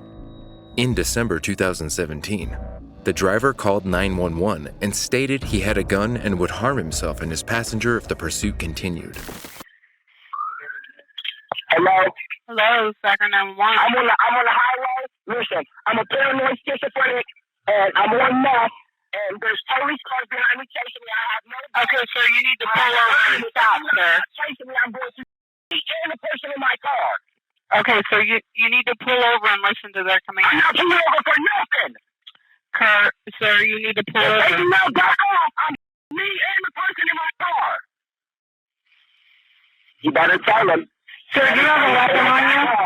Do you have a weapon? Back off. I'm shooting the person in my car. Sir, do you have a weapon on you? Yes, I have a weapon on me. I have a gun on my lap. If they do not back off, I am going to smash cars into cars. And I'm going to kill myself and my victim. Sir, why are they chasing you? They tried to pull me over. They're going to back off. I'm going to start shooting. You better tell them to back off. You better tell them. Sir, I can't tell them that. They need you to pull over and they need you to listen to his command. What's your name, sir? I'm not telling you. Sir, what's your name? If you do not tell them to back off. Sir, I am just talking to you. I am not the officers. I have no brakes. You what? I don't have brakes. You don't have any brakes. I don't have no brakes. So if they're chasing me, I'm going to red lights and everything. So how are you expected to stop the car if you don't have any brakes? That's what I'm saying. Tell them to back off. Sir, they already have your license. Tell them to back off. Sir, they already have your license plate. They know where you live. Okay, that's okay. Well, tell them to come to my house and get me then. Bye. What's your name, sir? My name is Justin Walker. Chuck, you said? My name is Justin Walker. Okay. I don't have any brakes. Sir, then can you put the vehicle... I don't have brakes. I can't stop. Sir, there's a way to stop the car even without brakes. I don't have brakes. Sir, there's a way to stop the car even without brakes. Nope. Sir, they need you to pull over. I'm not pulling over. Well, then they're going to continue to follow you. Okay, then that's okay. It's not going to end well, sir. You need to stop. I don't have brakes. I can't stop. I'm not going to stop. And I am going to shoot myself in the head if they do not back off. Why don't you want to stop, sir? I told you I'm on meth. I'm scared. They can come to my house and get me.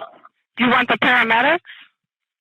No, I want to send you the paramedics for your schizophrenia. To back off. So who's in the car with you? Hello? Sir? Hello? Are you going to tell them to back off or no? Will you answer my question? Who's in the car with you? So it's best that you pull over and stop and come out with your hands up. I just told you that my brakes are out. I don't have brakes. Sir, I told you how to stop without your brakes. You're going to put it in neutral. And then you're going to put your brake on, or your foot on the brake after you put it in neutral. Did you put the car in neutral? No. Okay, well, put it in neutral, and then you're going to put your foot on the brake. No. Okay, then you need to pull over. I don't know what to do, bro. The driver, later identified as 27-year-old Stephen Weddle, continued, leading officers on a chase through Akron's north and east sides, reaching 80 miles per hour. He crashed the car through a fence on Ripley Avenue and subsequently on the vehicle. Police dispatched a K-9, which he later assaulted and fled. He barricaded himself inside an abandoned home at the 200 block of Dennison Avenue.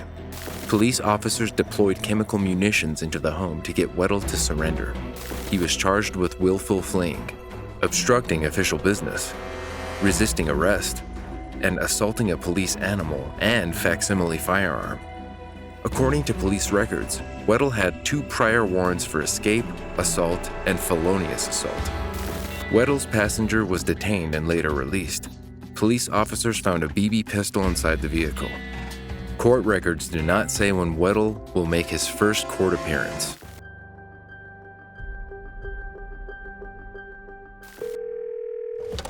Andrew Charles Eddy was snorkeling with family on a private boat near Sombrero Key Light when he was bitten by a shark.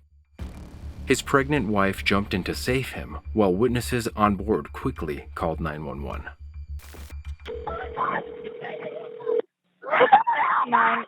911, where is your emergency? We're out at the Sombrero Lighthouse with my son-in-law just got bit by a shark in the shoulder. We need help immediately. Okay, Sombrero Beach? Sombrero, the lighthouse. Okay. Sombrero Key Lighthouse. Okay, how old is your husband? It's my son-in-law. Sorry, he got bit on the shoulder. Please hurry. Okay, do you have pressure applied? Pressure, apply pressure. Wrap this towel around him quickly. Are you... Okay. Ma'am, we're getting help out to you. Hold on. The Florida Fish and Wildlife South Region Community. All agents are currently Please stay on the line for the next available agent. This might be Your better. call will be answered and the order is Okay, Marco. She's connecting me. They're getting help. Bad. Very bad. Yes. Are you guys Please help. We're putting pressure on it now and ice. Putting ice Are you guys on a vessel? We're on a boat. We're on a boat. What type of boat? What kind of boat is this? Pro line, 20-foot pro line. 20-foot sail line? 20-foot bow line. What is this called? Pro line, 20-foot pro line. FWC Monroe's landline as well. We have coordinates if you need. Yes, please. Okay, it's going to be north 24.626.359, and then it's going to be west 81.108756. Alrighty, are you guys responding to this? We don't have anyone on the water, so we would need one of your marine units to go, but we can have EMS ready. Alrighty. Can you have EMS stationed? What's the closest area you can have EMS stationed? We need to get somebody here fast, man. We're putting Let on the me phone check. now, ma'am. Give us 1 second as we work. You're an ER nurse? She's an ER nurse, Michael. She is. FWC, we can have EMS respond to Sombrero Beach. We can't get to Sombrero Beach right now. We need someone No, to get out. ma'am. Hold on. Hello, this is an emergency. We're in the middle of the ocean. Someone has got to get to Sombrero Key Lighthouse. Please send emergency help. Is there any way you can bring him in? No, there's no way we can bring him in. It's a 4-mile drive. I mean, if you're saying that's the only way to get him help, marathon. Sure, that's not what I'm saying. We have FWC on the line as well. We're getting them out there. We have help en route. Okay, great. So stay on the phone. Is he awake and breathing still? Yes, he's awake and yes, he's breathing. Okay. He's just lightheaded. Is the bleeding controlled right now? The bleeding is somewhat controlled. We have it's a basically big chunk taken out of his shoulder. We got ice. Do you think we should get to shore? Hold on. People are advising us now we should try to run to shore as opposed to wait. Did someone mention that there was a nurse on board? There's not a nurse on board now. Okay. But it's a gaping wound, and we could run. It's a 20-minute run back to Sombrero Beach if you think that's safer, but we need to act right away. I just need your guidance on what to do. Stay here and wait or drive in. Yeah, if you can, head into shore, and we have EMS there waiting. The thing is, we just don't have any Marines. At Sombrero Beach? Sombrero Beach, correct. Okay, we're going to do that. We're going to do that then. Okay. We're going to run to Sombrero Beach. Okay, we're going. We're going to Sombrero Beach right now. Okay, you guys are heading into the beach? We're starting the boat now to get in. Okay. Okay, you guys are Monroe County. You're going to be stationed at Sombrero Reef. Sombrero Beach. That's the point, right? We need help fast. Okay, we go get the ladder up. Get the ladder up. Back in the back. So, to our understanding, you guys are going to be en route to Sombrero Reef right now. Yeah, we're starting the boat right now, going to Sombrero Reef. Alrighty, you guys, we can all stay on the phone if this is occurring. Let's stay on the phone. Let's stay on the phone, please. Yes. We're getting officers en route as we speak. Okay. Sombrero Reef. Who was that? Reef. Okay, I'm sorry. I just need to confirm. You guys are taking them into Sombrero Beach, the beach? We're going into the beach, Sombrero Beach. Okay, the beach. Okay. I know. Hold on 1 second. Okay, ma'am, can you hear me? Yeah, I just want to make sure. Okay, is there any way you guys can take him into Burdines? No. And so Burdines? No, that's too far. That'll be too close in there. The 30-year-old Georgia man was taken to Sombrero Beach and then airlifted to the hospital. He had a severe injury to his shoulder from the bull shark, which witnesses described as 8 to 10 feet in length. 4 days later, his wife Margot wrote an update on Facebook that read, in part, Andrew is on the road to a full recovery, and we are extremely grateful that the severity of his injuries are not life-threatening. Every single person who contributed to getting him to safety on Sunday is a hero. I've always admired the way that my husband fiercely meets challenges, and this circumstance is no different. Andrew will be using his injured arm to hold his baby girl in just 6 weeks, and that is a miracle. According to the Florida Museum, the state has the highest number of shark attacks in the world. However, shark attacks worldwide are extremely rare.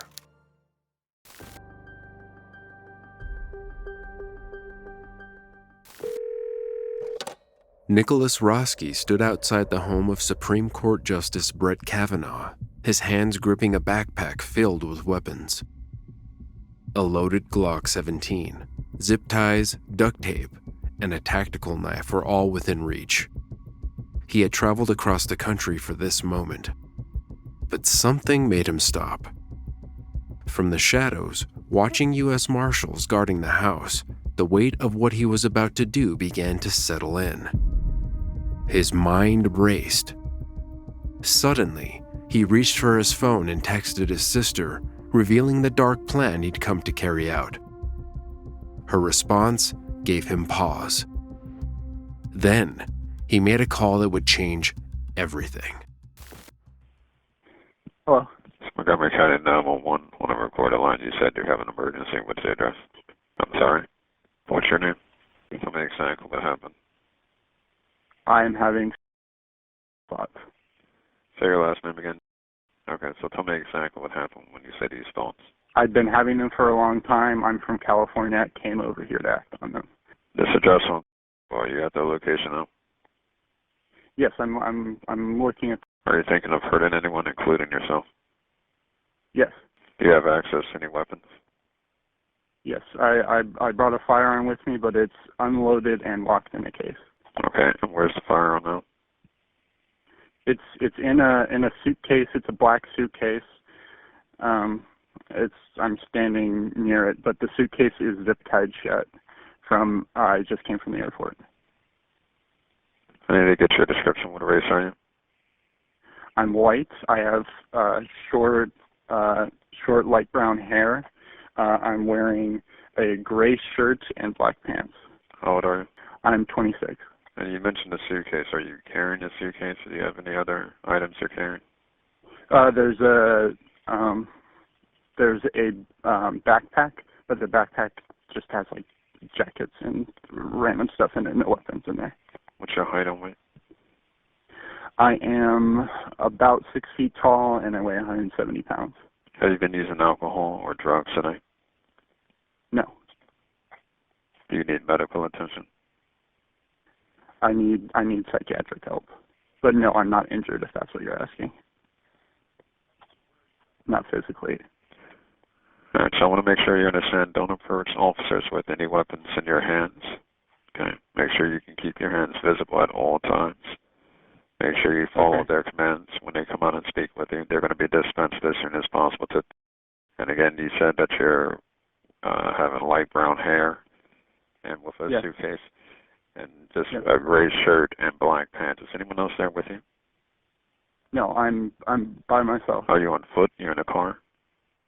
I'm on foot. I'm just standing in front of the house on the sidewalk. I'm on the other side of the street from where I left the suitcase. I can move it further away from myself if that's advisable. Yeah, move far away from the weapon so the suitcase is in front of this address. Yes. And where are you standing now? I'm moving down the street. I'm about 20 yards away from the suitcase now. I'm at the corner of... Say the corner I'm again. sitting on the curb. Do you have any other weapons with you? There are other weapons in the suitcase, but I do not have any in my possession. What other weapons are in the suitcase? There's pepper spray, there is a knife, there are various tools.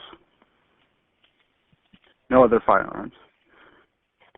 No explosives, nothing like that. You said you came from California. Do you know someone down here? You said red, like the color? The Supreme Court Justice. Okay. And you came alone?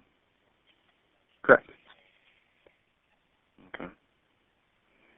And what were you coming to do? Just to hurt yourself and him, or what was going to happen? Correct. Okay. And again, you're still sitting at the curve. I'm standing now, but I can sit whatever.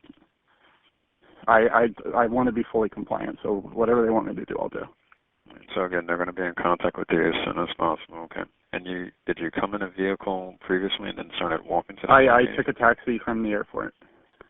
And the taxi dropped you off here at Thornapple or somewhere else? It dropped me off at his address.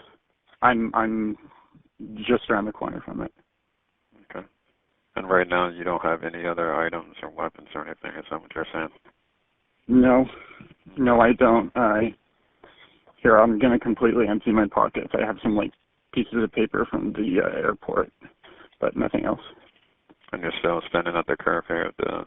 Correct. Okay. And are you holding anything else besides the cell phone, I would assume? Anything else that you're holding, or No, that they made a mistake? no. I just have my clothing and the cell phone with me right now. Okay. You're doing good here, just talking to me here, Nicholas, okay? Okay. Just bear with me one moment. It might be quiet on my end, but I'm still right here with you, okay? Okay. Okay. And again, I'm still right here. Your airport, you said you came from the airport in a taxi and your plane landed today, I'm assuming, or last night? Correct. Yes. What part of California? A couple hours ago. I'm from Simi Valley, California, where the Ronald Reagan Library is. Senior Valley? Simi Valley, S-I-M-I. Okay. Yeah. It's just outside Los Angeles. And I'm assuming, did you Google, or how did you find the Rex? How did I find the address? Yeah.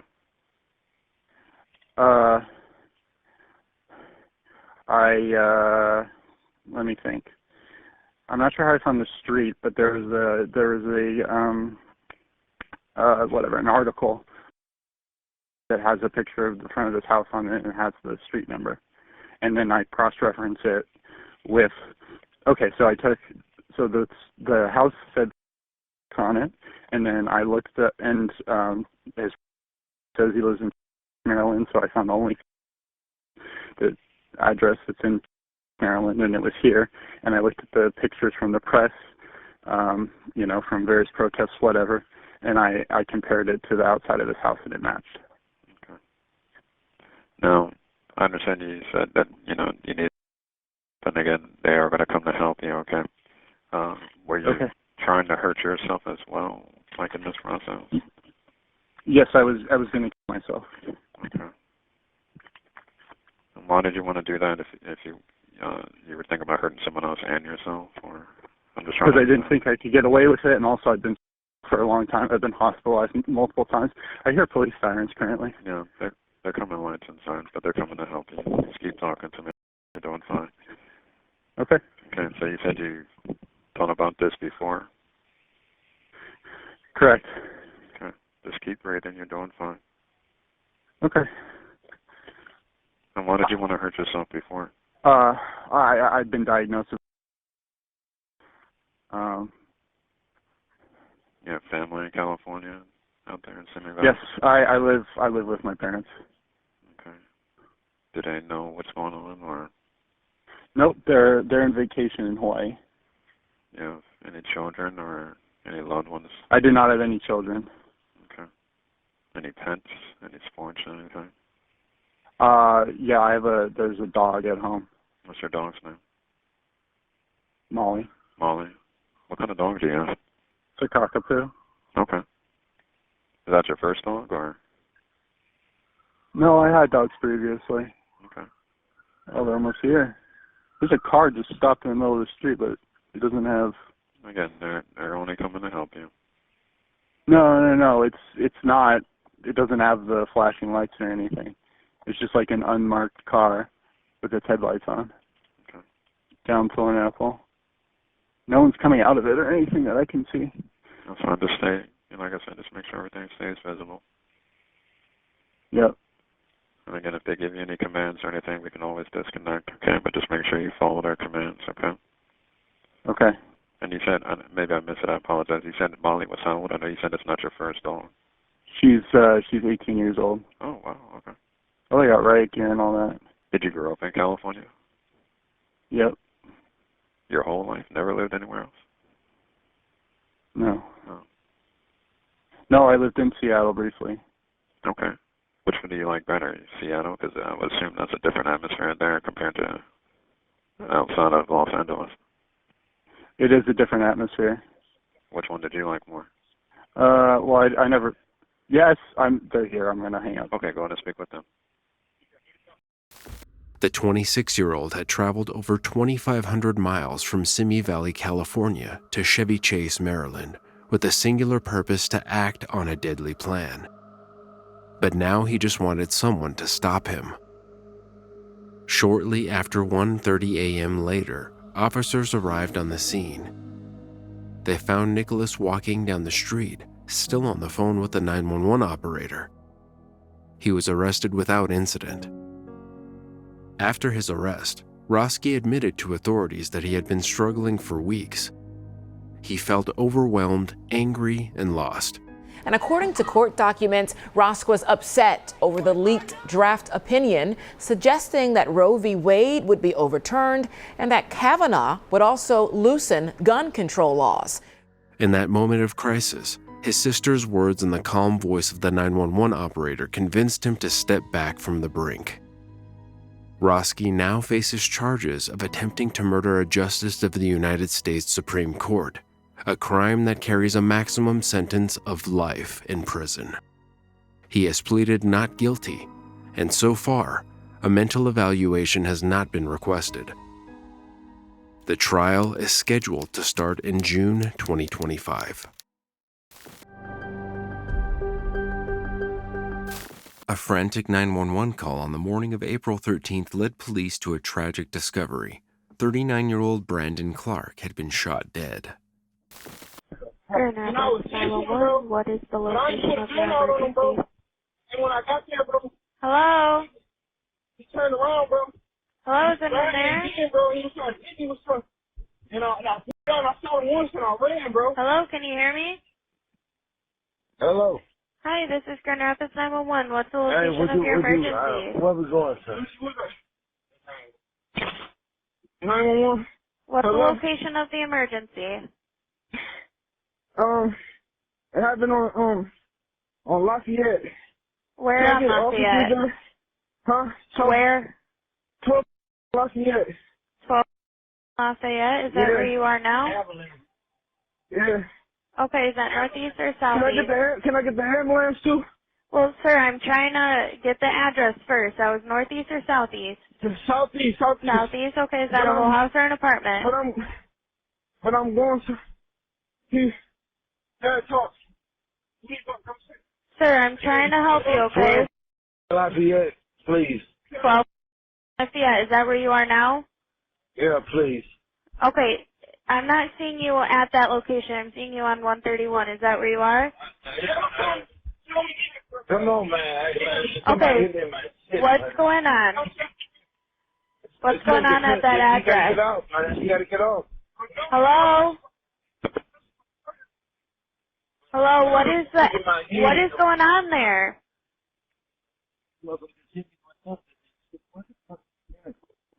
Hello? Hello? No, son, I gotta get to the hospital. Hello? Why do you need to go to the hospital? Can you come to the northeast side? Okay, what is going on? Hello? What is going on? I'm sorry. I'm so sorry, man. The situation just happened. I panicked. Somebody just attacked me and my dad. And I'm just really scared right now. I just wanted to go see my daughter. Can you please have 911 come to the northeast side, by Plainfield, I'm trying to think of the address.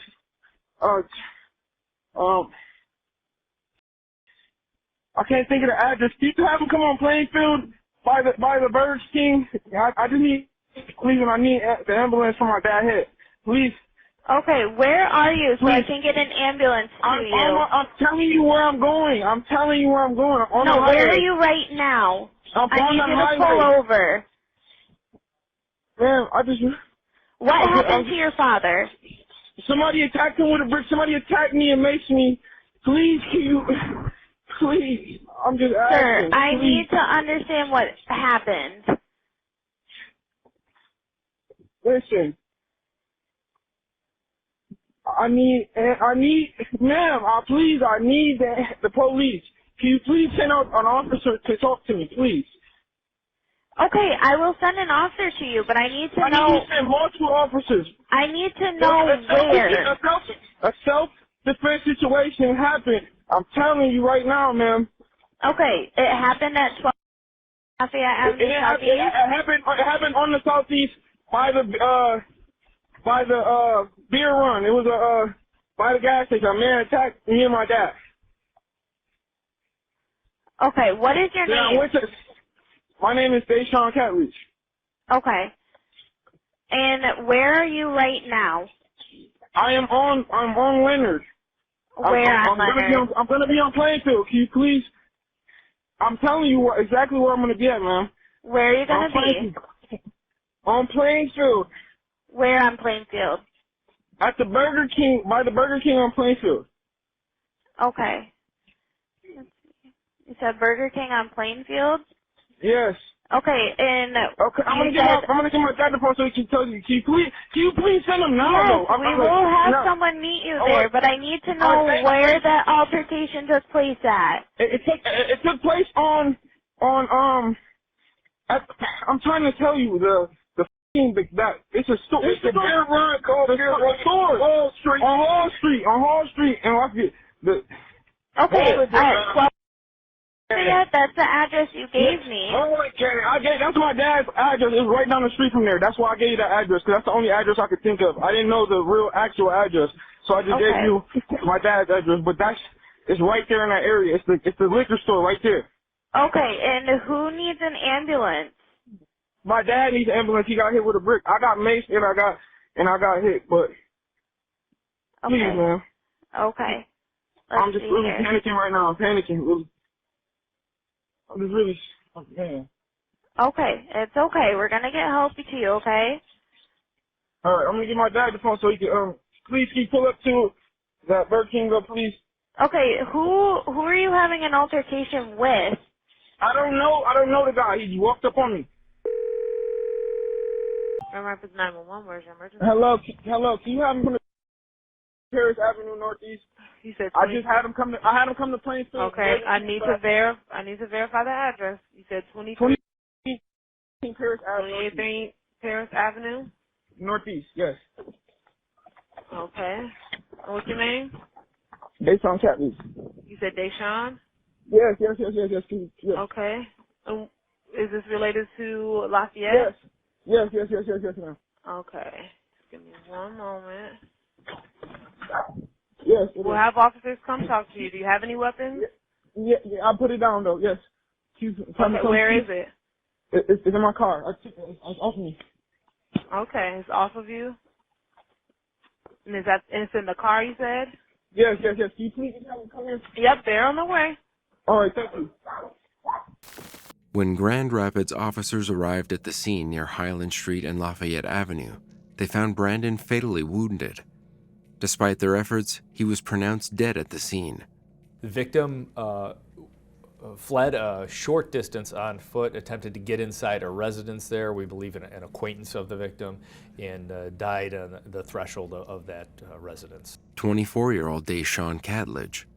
Catledge, who had contacted emergency services, was later located by authorities and taken into custody. Just one day earlier, Brandon Clark had confided in loved ones that he had been threatened. According to his best friend and mother of his 19-year-old daughter, Amanda Lynn, he mentioned that a younger guy had pulled a gun on him. And he said that the dude had pulled a gun out on him, and I asked him who, and he said a younger guy. And I said, don't go back, and then the next day he went back and they killed him. Lynn urged Brandon to stay away from the area, but he returned the next day, reportedly to settle unfinished business or possibly clear the air. Tragically, the confrontation turned fatal. During Catledge's preliminary examination Monday, prosecutors detailed what allegedly led up to the shooting, saying there was an altercation at the Beer Run liquor store in Grand Rapids. Surveillance video shared in court shows Clark approach Catledge, who is sitting in a parked car. Shortly after, Clark is seen punching Catledge. Police say Clark also pepper sprayed the suspect. The suspect's father, Sean Catledge, gets involved. He's struck. Surveillance video then shows Clark run out of frame, followed by Catledge. Moments later, you can hear one gunshot. When Catledge returned to the car, investigators say he's heard telling his father, quote, "I just shot him." Speaking from a hospital bed where she was recovering from a stroke, Lynn recounted the heartbreaking moment she learned of his death. "It killed me," she said tearfully. "I thought he was playing with me, and so did my daughter, but he wasn't." The investigation is ongoing.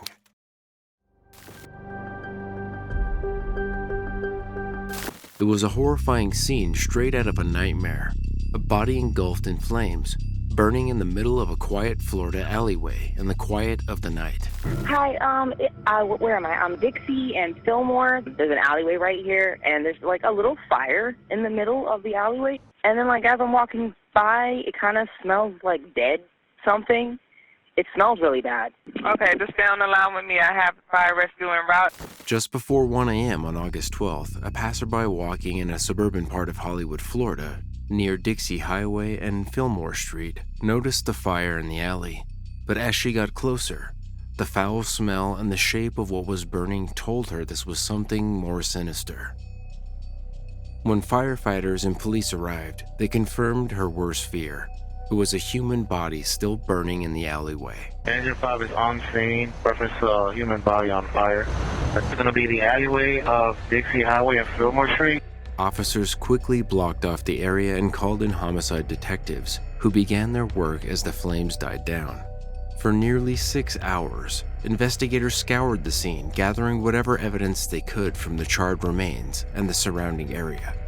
The alley, surrounded by industrial buildings and train tracks, remained sealed off as officials worked to uncover what had led to this gruesome discovery. It really surprised me. I'm shocked because it's never happened here in this neighborhood, I suppose.